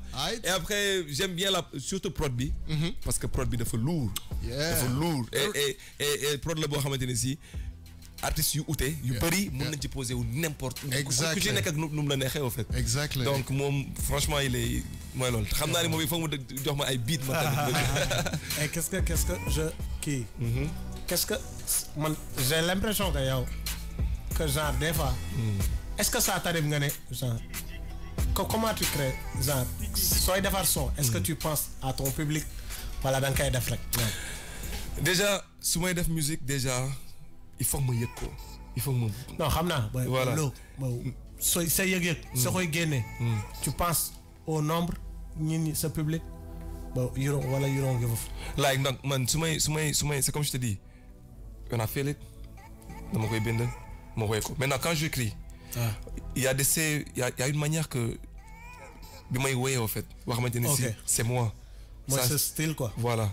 Et quand des fois ça m'arrive d'avoir des délires je me dis que aujourd'hui je vais pas chanter du Edmond, je vais essayer de sortir de moi, je vais essayer d'aller beaucoup plus loin. Je vais essayer d'un petit univers des fois je fais par exemple il y a pas longtemps je me suis dit boy j'ai envie de faire un son hyper sexy, tu vois un peu. Ok. Je sais pas toujours toi. Non, Haral. Non mais cette fois-ci. Mais carrément là. Mais ça les malais warni c'est beaucoup plus sexy que ça. Ça xam nga Despacito. Yow nu nga xëccee Despa. Da nga ko xëccee pour man yaa gën a nice la kii quoi. Oh yeah. C'était last bi quoi. Yow la tipo. Bon bro. Yeah man, thanks man. Mais xam nga après c'est comme je te dis il y a pas longtemps dama waroon dem studio après je me suis dit aujourd'hui j'ai. Mais pour ka nga ne ko ne jaral na ma def saako Rico. jaral na ma. I think da nga tayal côté boobu si bind bi. Non en fait comprendre dama ne yow la tipo. li ma gën a neex ci yow moo di sa jikko jaral nga ma daw fi ba Puerto Rico nekk ak yow sañ naa ci mar saaku Rico. En fait ça c'était le côté comique de l'histoire en fait. Mais j'ai pas aimé ce côté. Parce que je pense que je me disais que est-ce que jekkiwul rek bind li dem yoonam. Ok. Ça te saoule. Voilà de benn affaire. Ça m'arrive. Écoute, est-ce qu'il dit là ça m'arrive hein. Mais man parti boobu tu sais man je vais te dire dama mënoon doxaan. Et dafa am sama benn grand lu ma waxoon mu ne ma. su fekkee da nga mënoon daxoon nangal naa la saako Rico. non dafa leer non dil la en fait li tax ma waxee foofu xam nga lu tax. sama benn grand dafa ma waxoon bés ne ma fës. ma ne ko naam mu ne ma gis nga boo bëggee show bi barre 5 premières secondes yi. fexeel ba gis bañu rek. retaan loo ko. est-ce que tu comprends. Et après c'est loolu ma nekkoon sama arme. ba may doxaan quoi. Et après voilà quand j'écris tu sens que il y a un côté comique ci sama bind surtout quand ça parle de love parce que je me dis que en fait jigéen dafa bëgg ku koy chérir ku koy retaan loo ku koy. elle aime le fun. Voilà absolument donc après kay ma wax la est-ce que xam nga ni Sakou Rico boobu noonu. Tout le temps les gens en parlent. Yow de xawma Sakou Rico soo ko maree foo jëm. Tu vois un peu. Absolument. Tout le temps tu entends Je te pose une question mais que tu n'as pas le droit de me reposer. T'es sûr? Tu es d'accord? Non. Mais vas-y, c'est pas grave. Tu es d'accord? Ouais, oui, mais est-ce que tu auras une deuxième femme? Pourquoi pas? Je suis musulman, frère. Attends, polygame en plus. xoolal teel leen ma foofu tuuti dafa am ay message yu bëri yu dugg. ci live bi xaw ma ndax yéen a ngi gis seen écran bi. boo leen ma mënee shout out tel tuuti gars yi am na tam benn waa ji tudd Babacar Diakhoumpa. depuis Tëngéej kooku daf la bëgg torop boo ma ko mënee bëggeel. Babacar Diakhoumpa depuis Tëngéej maa ngi lay bëggee. man la is 814 Olibi nee na naa la bëggee de sa part maa ngi lay bëggee di la jaajëfal bëggee si love. Amadou Bamba Mbacké Ka. Big up man. Vieux Diallo. Yeah, man. Vieux Diallo. Depuis Italie. Ah, il a dit quelque chose, Vieux Diallo, on dirait. Ouais, il est depuis Italie, hein. Il a dit quoi? Il a dit quoi, lui? Petit Gassama, petit Gassama. Qu'est-ce que tu prépares encore? Il parle de qui? Ah, qu'est-ce que tu prépares encore avec Deep? À mon avis, ça s'adresse à Is. Ça, c'est Is. Non, on a un projet avec Deep. Hein. On va faire des choses, c'est sûr. Et bonne chance à lui pour son concert de ce soir. Aujourd'hui. Après, on est là-bas. Hein. Inch'Allah. Bonne chance. Fan là, Lolo? Adrien Senghor, Grand F. Ok. Waaw na borom bi téye wis bi mu doon def léegi rek xam nga. Non, vraiment. Petit Gassama. Petit Gassama, encore merci pour l'animation, animateur très pro. Yow lay waxal de. Waaw. Ah, petit maa ngi kontaan. Merci beaucoup. Merci beaucoup. yaa metti. Non, aide-moi ma metti. Non. Maam Góor Si lu mu wax. Nice King FM béggee waa King Family. waaw man dama xaw a yóbbu nag. Salut man. Yeah, Rijal Sarr wala. gars yi daal ñu ngi béggee. ay am na benn gain bu ma ne tam est-ce que Is xam nga marque bi tudd Jokkude Endam. kooku Jokkude Endam. est-ce que du dox mbokk. du mu de ko xaal pulaar. xaal pulaar tigi. mi maa noonu. nani pulaar. Hagiga. waaye miin de bi la ilaha illallah. hande kam. ara yaxaluma. ngeen bokk géej waay garja basa mero garja basa ala kanko amo garja basa Olivina Chapa omo Chapa de sama gaay maa ngi door a komp Olivina géej waay mais sax xam nga yow Sinju Bambe nga dëkk Sinju Bambe waaw dem naa fa def naa fa show 2 jours booy bëgg nañ ma ñëw fa show man leen maa bañ lu tax wala laalal leen ma fi non mais lu tax man su may show Sinju Bambe non foog mu tax am la foog paay dëkk bi yëpp génn waaw genre di jooy pour ma show fa parce que mbeddo bi laay àndal mbeddo classe bi mbeddo classe mais we ma go back to the roots man ay 22h non foog mu fees waaw estadu dëkk mais dëkkam dafa neex dem naa fa joué naa fa 2 jours waaw yóbbaale leen ma dëkkam ak sama dëkk et sax xam nga ni benn dëkk moo ñu séparé muy Kanel man Sinju Garba laa dëkk Sinju Garba nga dëkk yaa man ñooñu daaxoon dañu doon gagné rek waaw suñu équipe ak ñoo mën a fubal équipe bu mën a fubal la ñun dinañ génn ba quart de finale mais après Sinju Garba moo leen di éliminer bàyyi nañ qualifié waat Sinju Garba te Kanel moo nekk suñu diggante Kanel waaw lycée Kanel ñu dem lycée Sinju voilà sama gars yi bëggoon naa ngeen mosal ma ci live bi tuuti de gars yi nga koy laajte de mais jox ñu benn biit ñu xool waaw mu ngi ni même bi kay moom gars yi xam nañ ko tegal benn biit tegal biitu même réew acca même réew tegal biitu kon xaaral ma ñëw léegi ay 22h27 yéen a ngi ci rap wolof moo raw désormais nii lay xewee tous les vendredis à partir de 21h on the check ODB, the number one, bien entendu, c'est actualité débrief, waxtaan ni ngeen ko gisee, vraiment très relax, artistes yi mun a développer, échanger, mu nekk benn concept boo xamante ne c'est du rap nocturne relax. Yeah. Le meilleur de la musique. Mon flow est sur 114, yeah. King FM. Allemand, on va bang à 12. Laisse l'honneur. Ok. Vas-y. Yeah.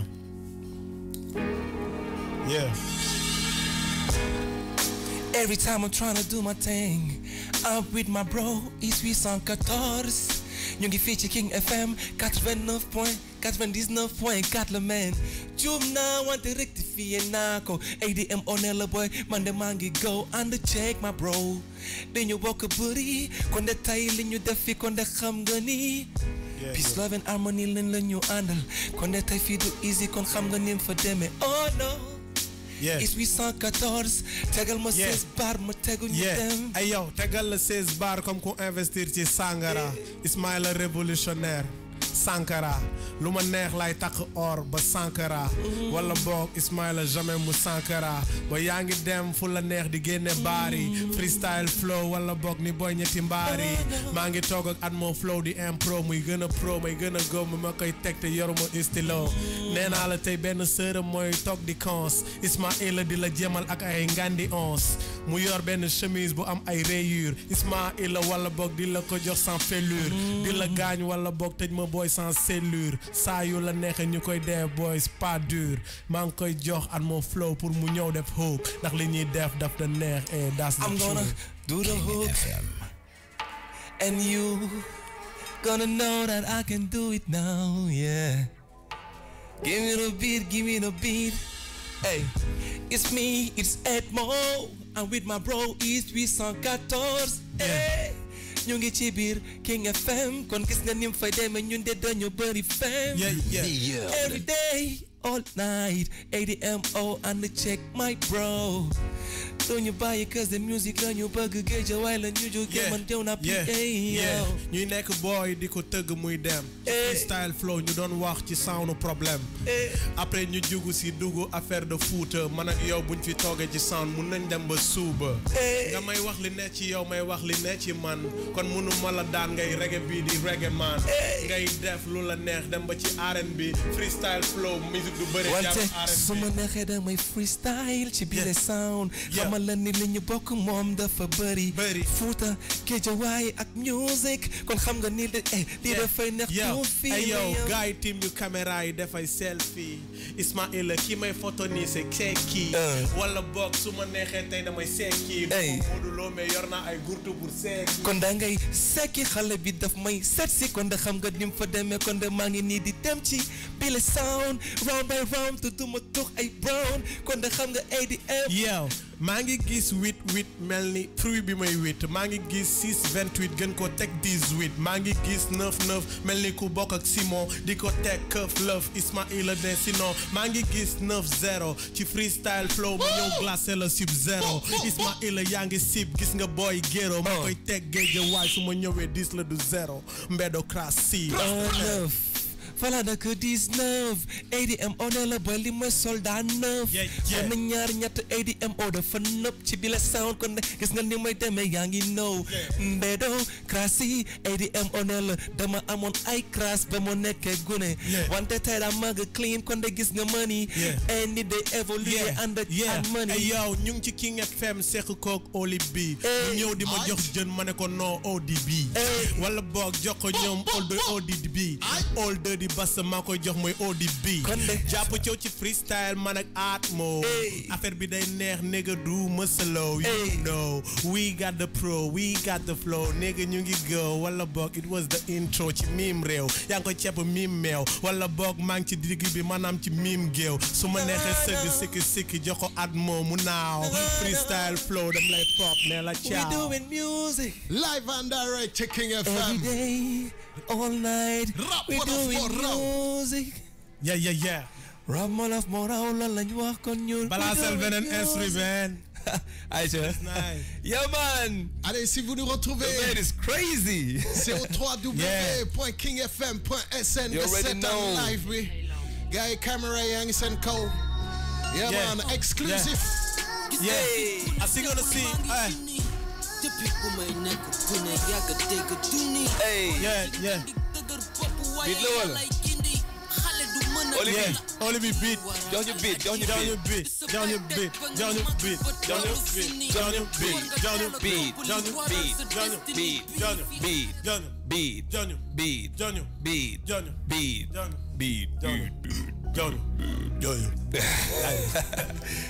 Let go. Yeah. We need a beat, yo. East 14 Edmo Flow. Edmo Flow is in the building, man. Be beneen la wala? Yeah, I'm the beat problem. Problem mu ngi fi beat. Come on, man. Problem beat. Problem. Ma ñëw léegi jox leen ko inshallah. Yeah. Jox ñu beat. Jox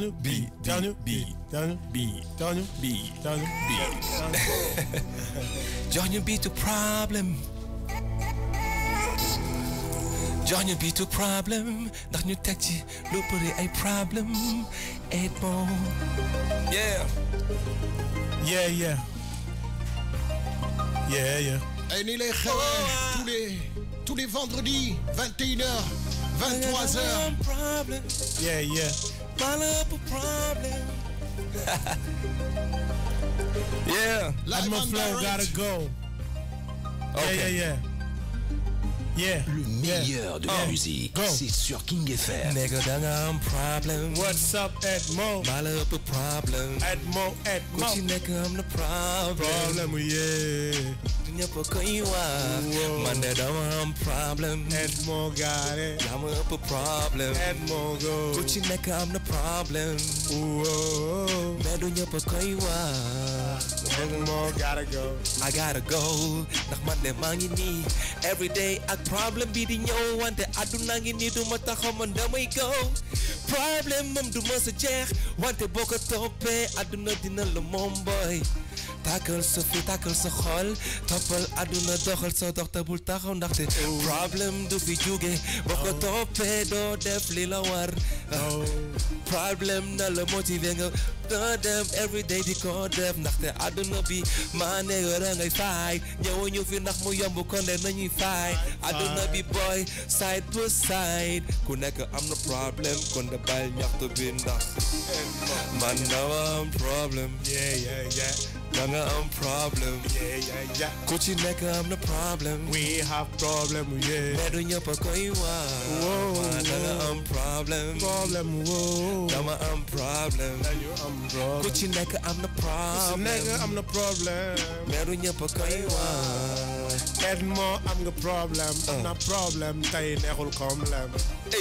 Man ak yow ñu ceene King FM bu ñu neexee dëpp ko mu nekk benn solution. nga koy gis di ko gis ma koy teg ñu koy teg lépp ñëw si ton oli bii nee na come on man ma ne come on te kenn nekkul come on why don't dance wala boog ñu can dance yaa koy trends teg ko ci music trends we go friends yëngal ko ba biir friends géej waay boy ñu ko tàngal oh no di ko teg boy si coow bi di gën a ji ñun ñëpp am problem di ko teg ñu koy sip di ko gis we make it more gotta count nigga danga am problem dama am problem ñu am problem ku ci nekk am na problem meru ñëpp koy wax ñëpp koy wax am problem live and direct man dama am problem more kill this shit ku ci nekk am na problem meru ñëpp koy wax more gotta shit danga am problem dañu am problem dama am problem dañu am problem ku ci nekk am na problem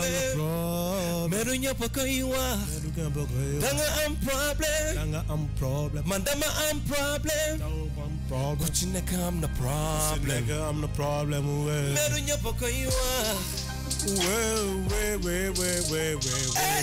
du ñëpp koy wax meru ñëpp koy wax Edmond nee na leen problème soo ko amee danga ko téye pour yow ñëpp koy wax Edmond nee na la King FM la ñu nekk amul problème ñëpp koy wax nigga danga am problème mais maa la am problème ku ci nekk am na problème meru ñëpp koy wax nigga danga am problème man dama am problème ku ci nekk am na problème meru ñëpp koy wax hey ku ci nekk da nga tees a problem man because you know what ku ci nekk ñun am na problem man ñaxtu bu bëri baaxul man Olivier Edmond mu ngi kill affaire yi waaw mu ngi koy gars Edmond yóbbuwaat mooy dimbali ma rek yóbbuwaat ma allez 22h29 minutes. Bii nag is for all the Haalpulaar niggas. 22h39 minutes plutôt. Akonde me Allah. An woni gidelam. Oyo gidelam. Oh yeah. An woni gidelam. Ko gidelam. Hayo. An woni gidelam. Okay. An woni gidelam. Beat prod by Brill Fight 4. Okay. Gidelam.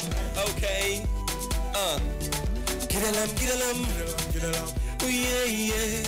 I want gidelam. Hayo mi gidelam. Ko an woni gidelam. Ko anjin mi ender pernam. Gidelam. Hey. Aran ko bimo.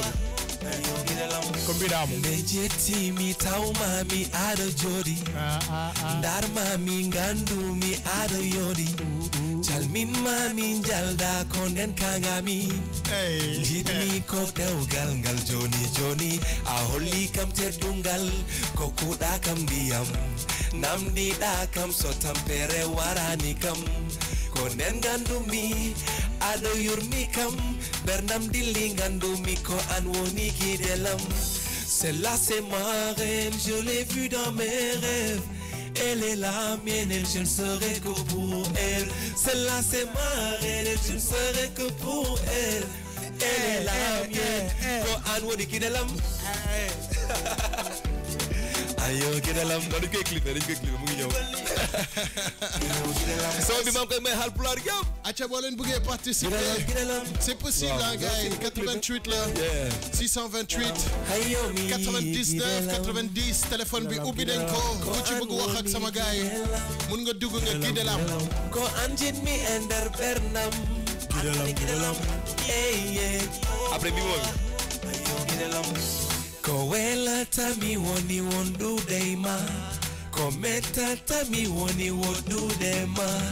Tandoma malama. Astoma borama. Oko dima mojo jomo so yonga alla jarama.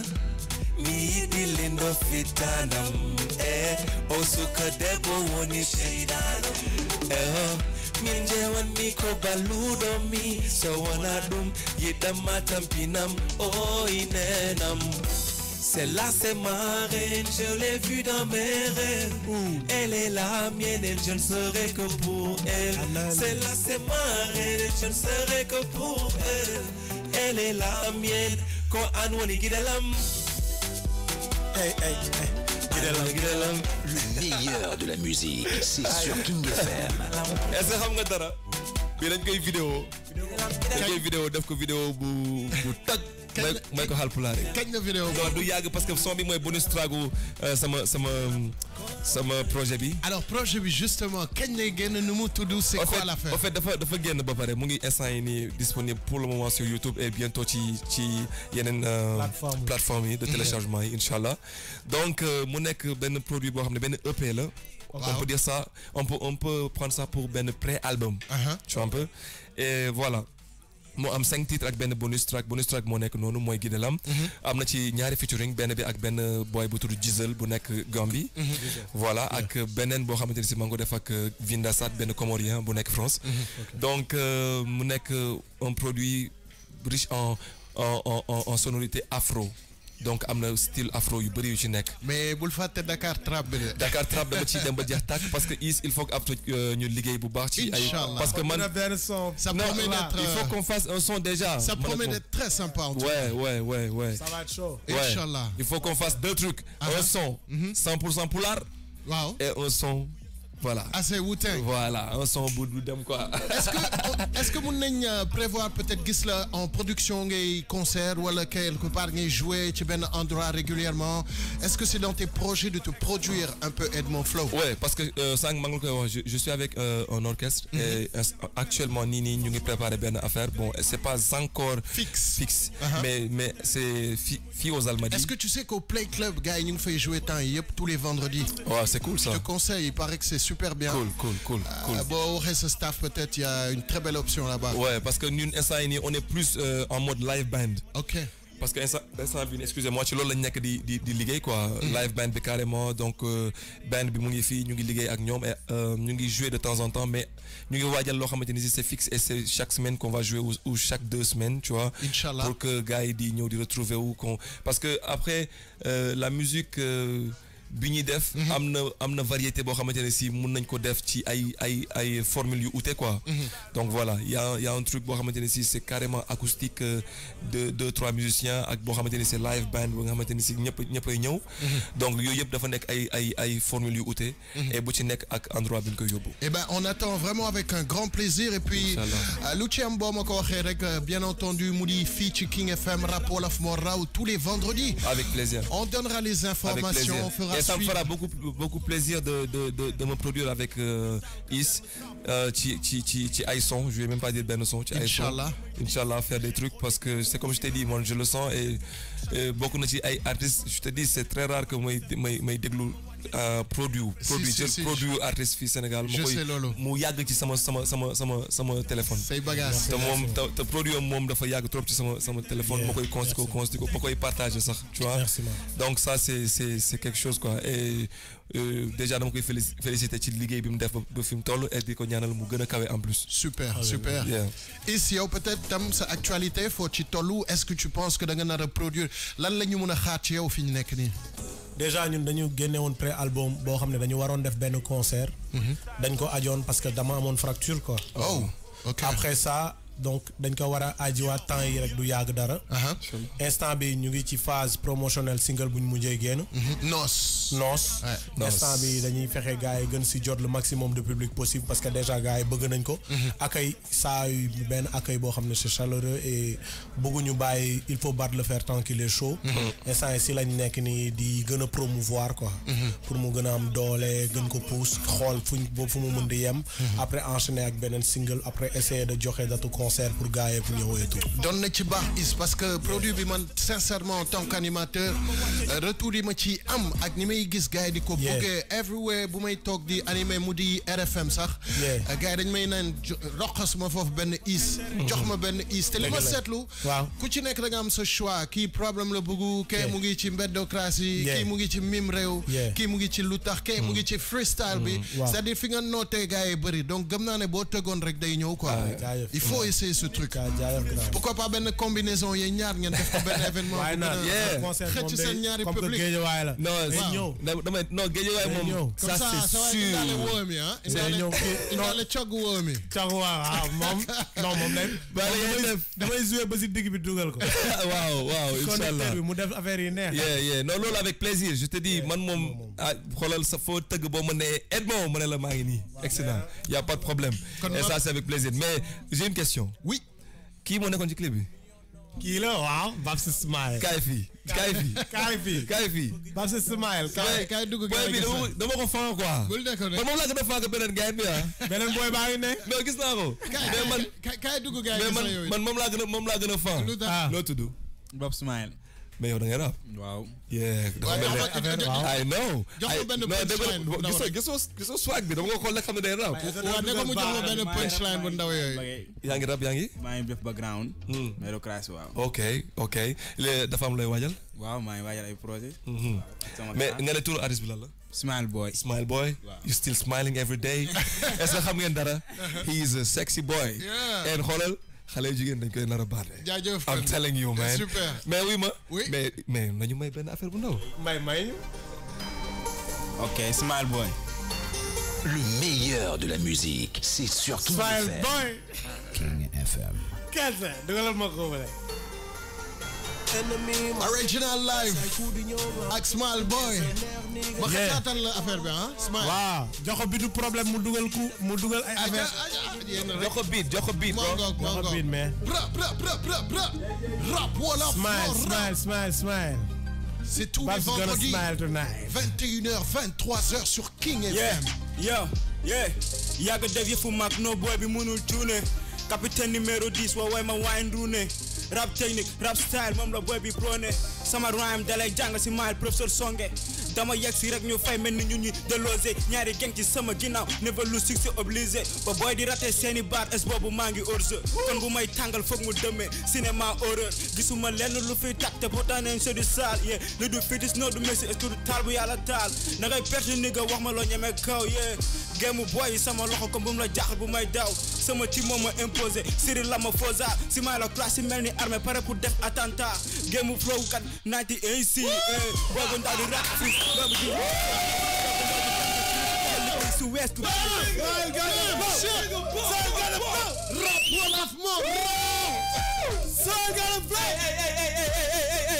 hey stop the beat man hey come on man. Hey, say your name again. What's it to you, Dave? Smile Boy, who's so mal? Again. Smile Boy. Again. Smile Boy. Jumping to be Smile Boy, nigga. Hey, the boy is coming, man. Hey, that's what I'm talking about, man. Hey. Yeah. Saraxlan ma keneen ki ñëw ma xol. Hey, Kaifi. The second one, come. Kaifi. Come on, nigga. He's a rapper too. Bail up. Wow. Let's go. Hey, Rap Wolof Nocturne. Yeah. Rap Wolof Nocturne. Go. Sur King FM. Yeah. What's up? Bendo. Go. Yo. tech job, tech rap. Nigga on the microphone. Wala boog, bitches, niggas okay, girl be microphone. The ñongi try, bobo legi gonna damn. Nigga, we don't give a damn. Eh, tech finger on the flank, what's up? Technique, you gonna carry la genel. Nigga do la on the microphone, boy, nyeme, nang ma top. Nigga do la bend on no stop. Wala boog, kill some mer suba yaki top. Ñongi flank. Nigga gang. Eh, wala boog ñongi try, gonna flank. Gonna tanny, gonna fanny. Nigga do la check the ganny. Wala boog, bitches, niggas, eh, fuck, wala boog. Ñongi try, G-Way, that's my city. Nigga do la on the microphone, HBT. Ñongi try, it's boy the younger BT. Nigga do la on the microphone, G-Way city, what's up? Meilleur. Nigga do la This city is bangzang. Man. Bangzang. Hey, this is the Bedocracy, bro. Hey, Bedocracy, bro. No, yo. Hey. Xoolal man xam la lay wax. You know, li mooy music, okay? Absolutely. And li may bëgg di wax tout le temps. Street music, mbeddu music. lenn dafa am. Musique mbedd. Xam nga. Lu benn nit songu. lu ko mbooloo songu moo ko ëpp doole. Absolument. That's what I'm talking about. Lii nii dafa nice. And da ngay gis ni talent fu ne la nekk ci àdduna bi Sénégal dafa bëri ay talent yoo xamante ne dañ fi nekk. So tey jii nii yamul ci am talent kese mooy gars yi dañoo war a dund ci talent boobu noonu nga am. You know what I'm saying? So ñun dañoo war a liggéey à ce que vraiment affaire yi di yaatu di kawe ñuy dépasser yenn frontières yi. Et ne pas se limiter ci ay rêves yoo xamante ni si c'est vraiment yu ndaw quoi. You know et ñun j'ai comme l'impression que dañoo am rêve yu ndaw. Avoir un peu plus de vision on va dire. Voilà un peu plus de vision yu gën a kawe xam nga lu ma la wax. Parce que tey jii nii ñun tant que ñun amuñu vision bu kawe boobu noonu ñii di ñëw suñu ginnaaw duñu mës a am vision. Absolument. So xam nga loolu lépp ci ñun la te ñun tamit dañu am ay aînés yoo xamante ne si dañu war a gën a épauler ci yoon boobu noonu. Gars yi kontaan naa de. fii la affaire bi nag mu ngi nii jeex na. dese nañu peut-être ku ci nekk 1 minute pour nga wax li nga bëgg a wax ak sénégalais yi ñuy déglu. Aujourd'hui on est arrivé à plus de presque 3700 vues. Ay nit yu ñu suivent un peu à travers le monde. Donc c'est vraiment un très bon score, très content. Et puis merci beaucoup à Edmond Flow, merci beaucoup à Is 814, c'est super sympa gars yi. ngeen bàyyi seen yi te déplacé wu en nocturne yi ñëw. lu ma leen di wax lu dul merci beaucoup et puis ñu ngi xaar la suite des projets. King FM, c'est votre radio, elle est fort en musique, ça s'écoute et ça se voit au www.kingfm.sn tous les vendredis en compagnie de Gaz à Hong Kong, ODB, ni lay xewee face to face between two artists. Donc sama gars yi ma bàyyi leen ngeen tëj antenne bi ñu jeexal session bi. Bon, li may tëjee rek mooy déjà remercier la ak déjà am benn respect ci Admo. Yeah man. Affaire bi naasoon na trop. ñëw nañ jouer ko naturellement et puis mu nekk comme ay nit yi daje nii. di poser ay questions simplement amul jaay graaw amul def dara. Donc loolu pour man marque de respect la signe de respect la. et que Oli bi yow ñu ngi lay gërëm et puis King FM bi rajo bi ak yëpp xam nga One Love et puis. Des fois nga dégg délire yi xaw a dépasser reetaan yu bëri mais c'est juste que fun bi moo ëppoon doole quoi. Bien sûr. Et que tout mais bon c'était pas dans l'objectif de ne pas manquer respect kenn qui que ce soit quoi mais si respect la ak yëpp quoi. Merci. Donc voilà man dama koy delloo respect boobu noonu. di ko remercier déjà ci li mu accepté def ko ak man it voilà mu nekk koo xamante ne si c'est comme je l'avais dit je le respecte et am naa considération ci sa liggéey ak sa personnalité donc maa ngi lay big up aussi yow Olibi di big up King FM. Merci. Di big up toute l'équipe bi ànd ak yow déjà. Kader. Voilà ñoom ñëpp. ak Tidiane du côté digital. Voilà ak waa Bedo tamit nga xamante ne si gars yi maa ngi leen di bëggee di big up sama petite sœur. Super Khadija Diop. mais gisuma ko Khadija ñëwal ma xool la Kumba mooy aka Dada. mun ngeen taxaw ci wetu Edmo s'il vous plaît les filles. ma xool leen on vous voit pas là s'il vous plaît. ak mon petit frère Mamadou. Donc voilà toute la famille. Salut ça va. Donc voilà kii mooy fan su Is bi. Donc voilà. di remercier ñëpp di wax rek ni yàlla jàmm yàgg et que projet yi ñu ngi ci kawam ñu ngi ñëw dama am benn benn management bu bees boo xamante ne si ñoom laay liggéeyal. Pour plus d'infos dem nañ sama page Facebook di ngeen fa fekk seen email. mbarodi@gmail.com. Donc damay profiter wàlle ci occasion bi pour souhaiter une bonne chance à Deep. ci concert bi mu am tey et bonne chance à Canabasse demain. Super. Hakil mam na bu ñuy def ak képp koo xamante ni si yaa ngi tëgg fépp fooy jouer bonne chance yàlla na jàmm yàgg Sénégal yàlla na musique Sénégal raw bu Nigéria. amiin. One love guys Ed moom moo fi jaaroon ànd ceeg East 814 neexoon na donc Rap Galsen moo raw forever.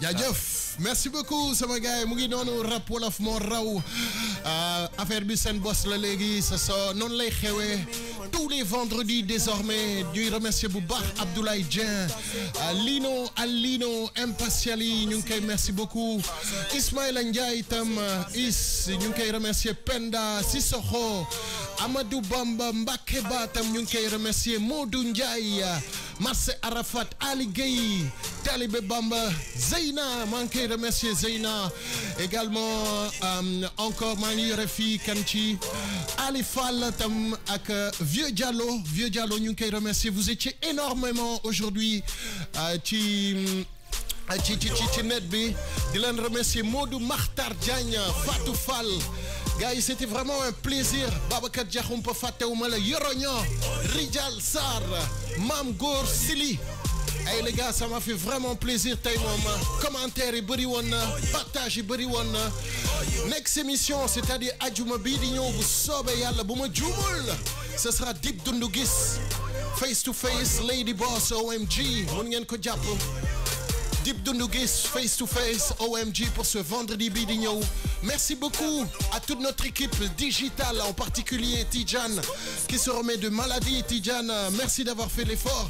Également à la côté technique, il y avait Kader qui a assuré la partie technique. Tout de suite, c'est une émission Voyance avec le grand Seydina Oumar. Ça va être tout de suite bu fekkee da ngeen am lu leen jaaxal wala lu leen yéem dina leen ci mën a jàppale dimbali leen tout en musique. King FM fort en musique. Demain, n'oubliez pas Canal Olympia, c'est là l'événement fallait xewee avec Canabasse Basse de Boss. Merci beaucoup, c'était ODB. On se donne rendez-vous Inch'Allah ce dimanche à partir de 18h dans Gaza City, strictly dancehall and reggae. Jërëjëf guy, big up on your chest, mister. Yeah, Meadow Classy the EP, Freestyle 1, Yeah. Yo, flow bi démb la hot kon foog mu yéeme tey ñoom ñëpp a bëgg taat moo tax ñuy génne tey si seen ambition dañ ma yéene taay si seen réaction buñ ma seene lay ñoom ñëpp a daw comme ku doon suuli néew mu yeewu bu dee rap mooy sa rêve public bi munul yeewu dama ñëw pour tàkk fokk MC si daanu leer rongañ ci sa bët comme ku yëg sa taayu meer pyromane buy taal caserne sapeur fokk rap ci créer rap ak sa rappeur pour nga may diis fokk sa xel xool ni ten sa pussy best gel ouvrable dañ koy fokk chaque week-end smoke sa best MC par excellence rap ma wàcce ñoom holiday après dem vacances bu ngeen di fay ku investir si jàmm perte fokk marons gën a neex pour gars yi bàyyi verte ñi fi gën a banque ñoo rabul par intérêt dama ñëw pour tekki fokk rap di taxale parcelle de punchline game bi lay assainir fekk yi ma ber leen mel ni kuy tracé mur Occident lu daal Afrique sans use missionnaire rappeur du weddi is sans use dictionnaire dañuy jaay dee man ma ñëw pour yeewi néewi bu dee succès mooy sa rêve boo yeewu di xeewi make my own money fokk lu père ak Mariam noonu du ma leen gis Amadou Mariam Meadow Classy the EP, Freestyle 1, so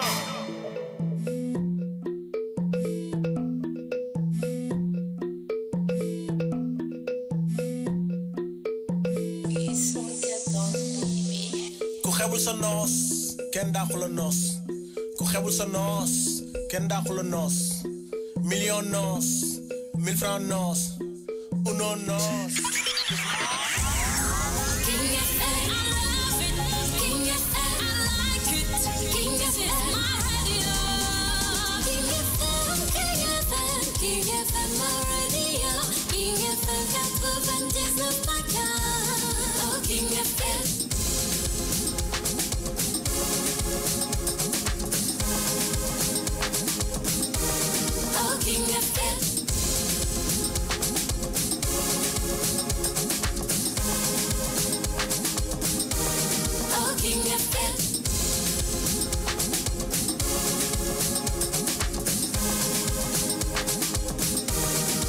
King FM. King FM. I love it. King FM. I like it. King FM.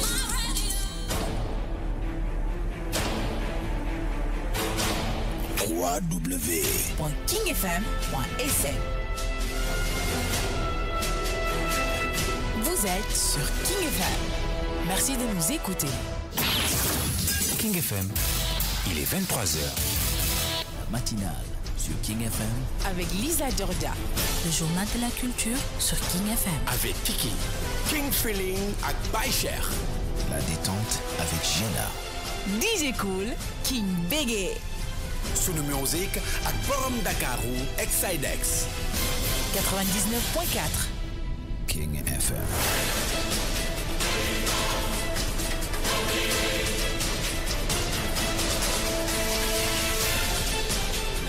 King FM Dakar. King FM Dakar. 99.4. I'm R&B. I'm hip hop. I am Jukebox International.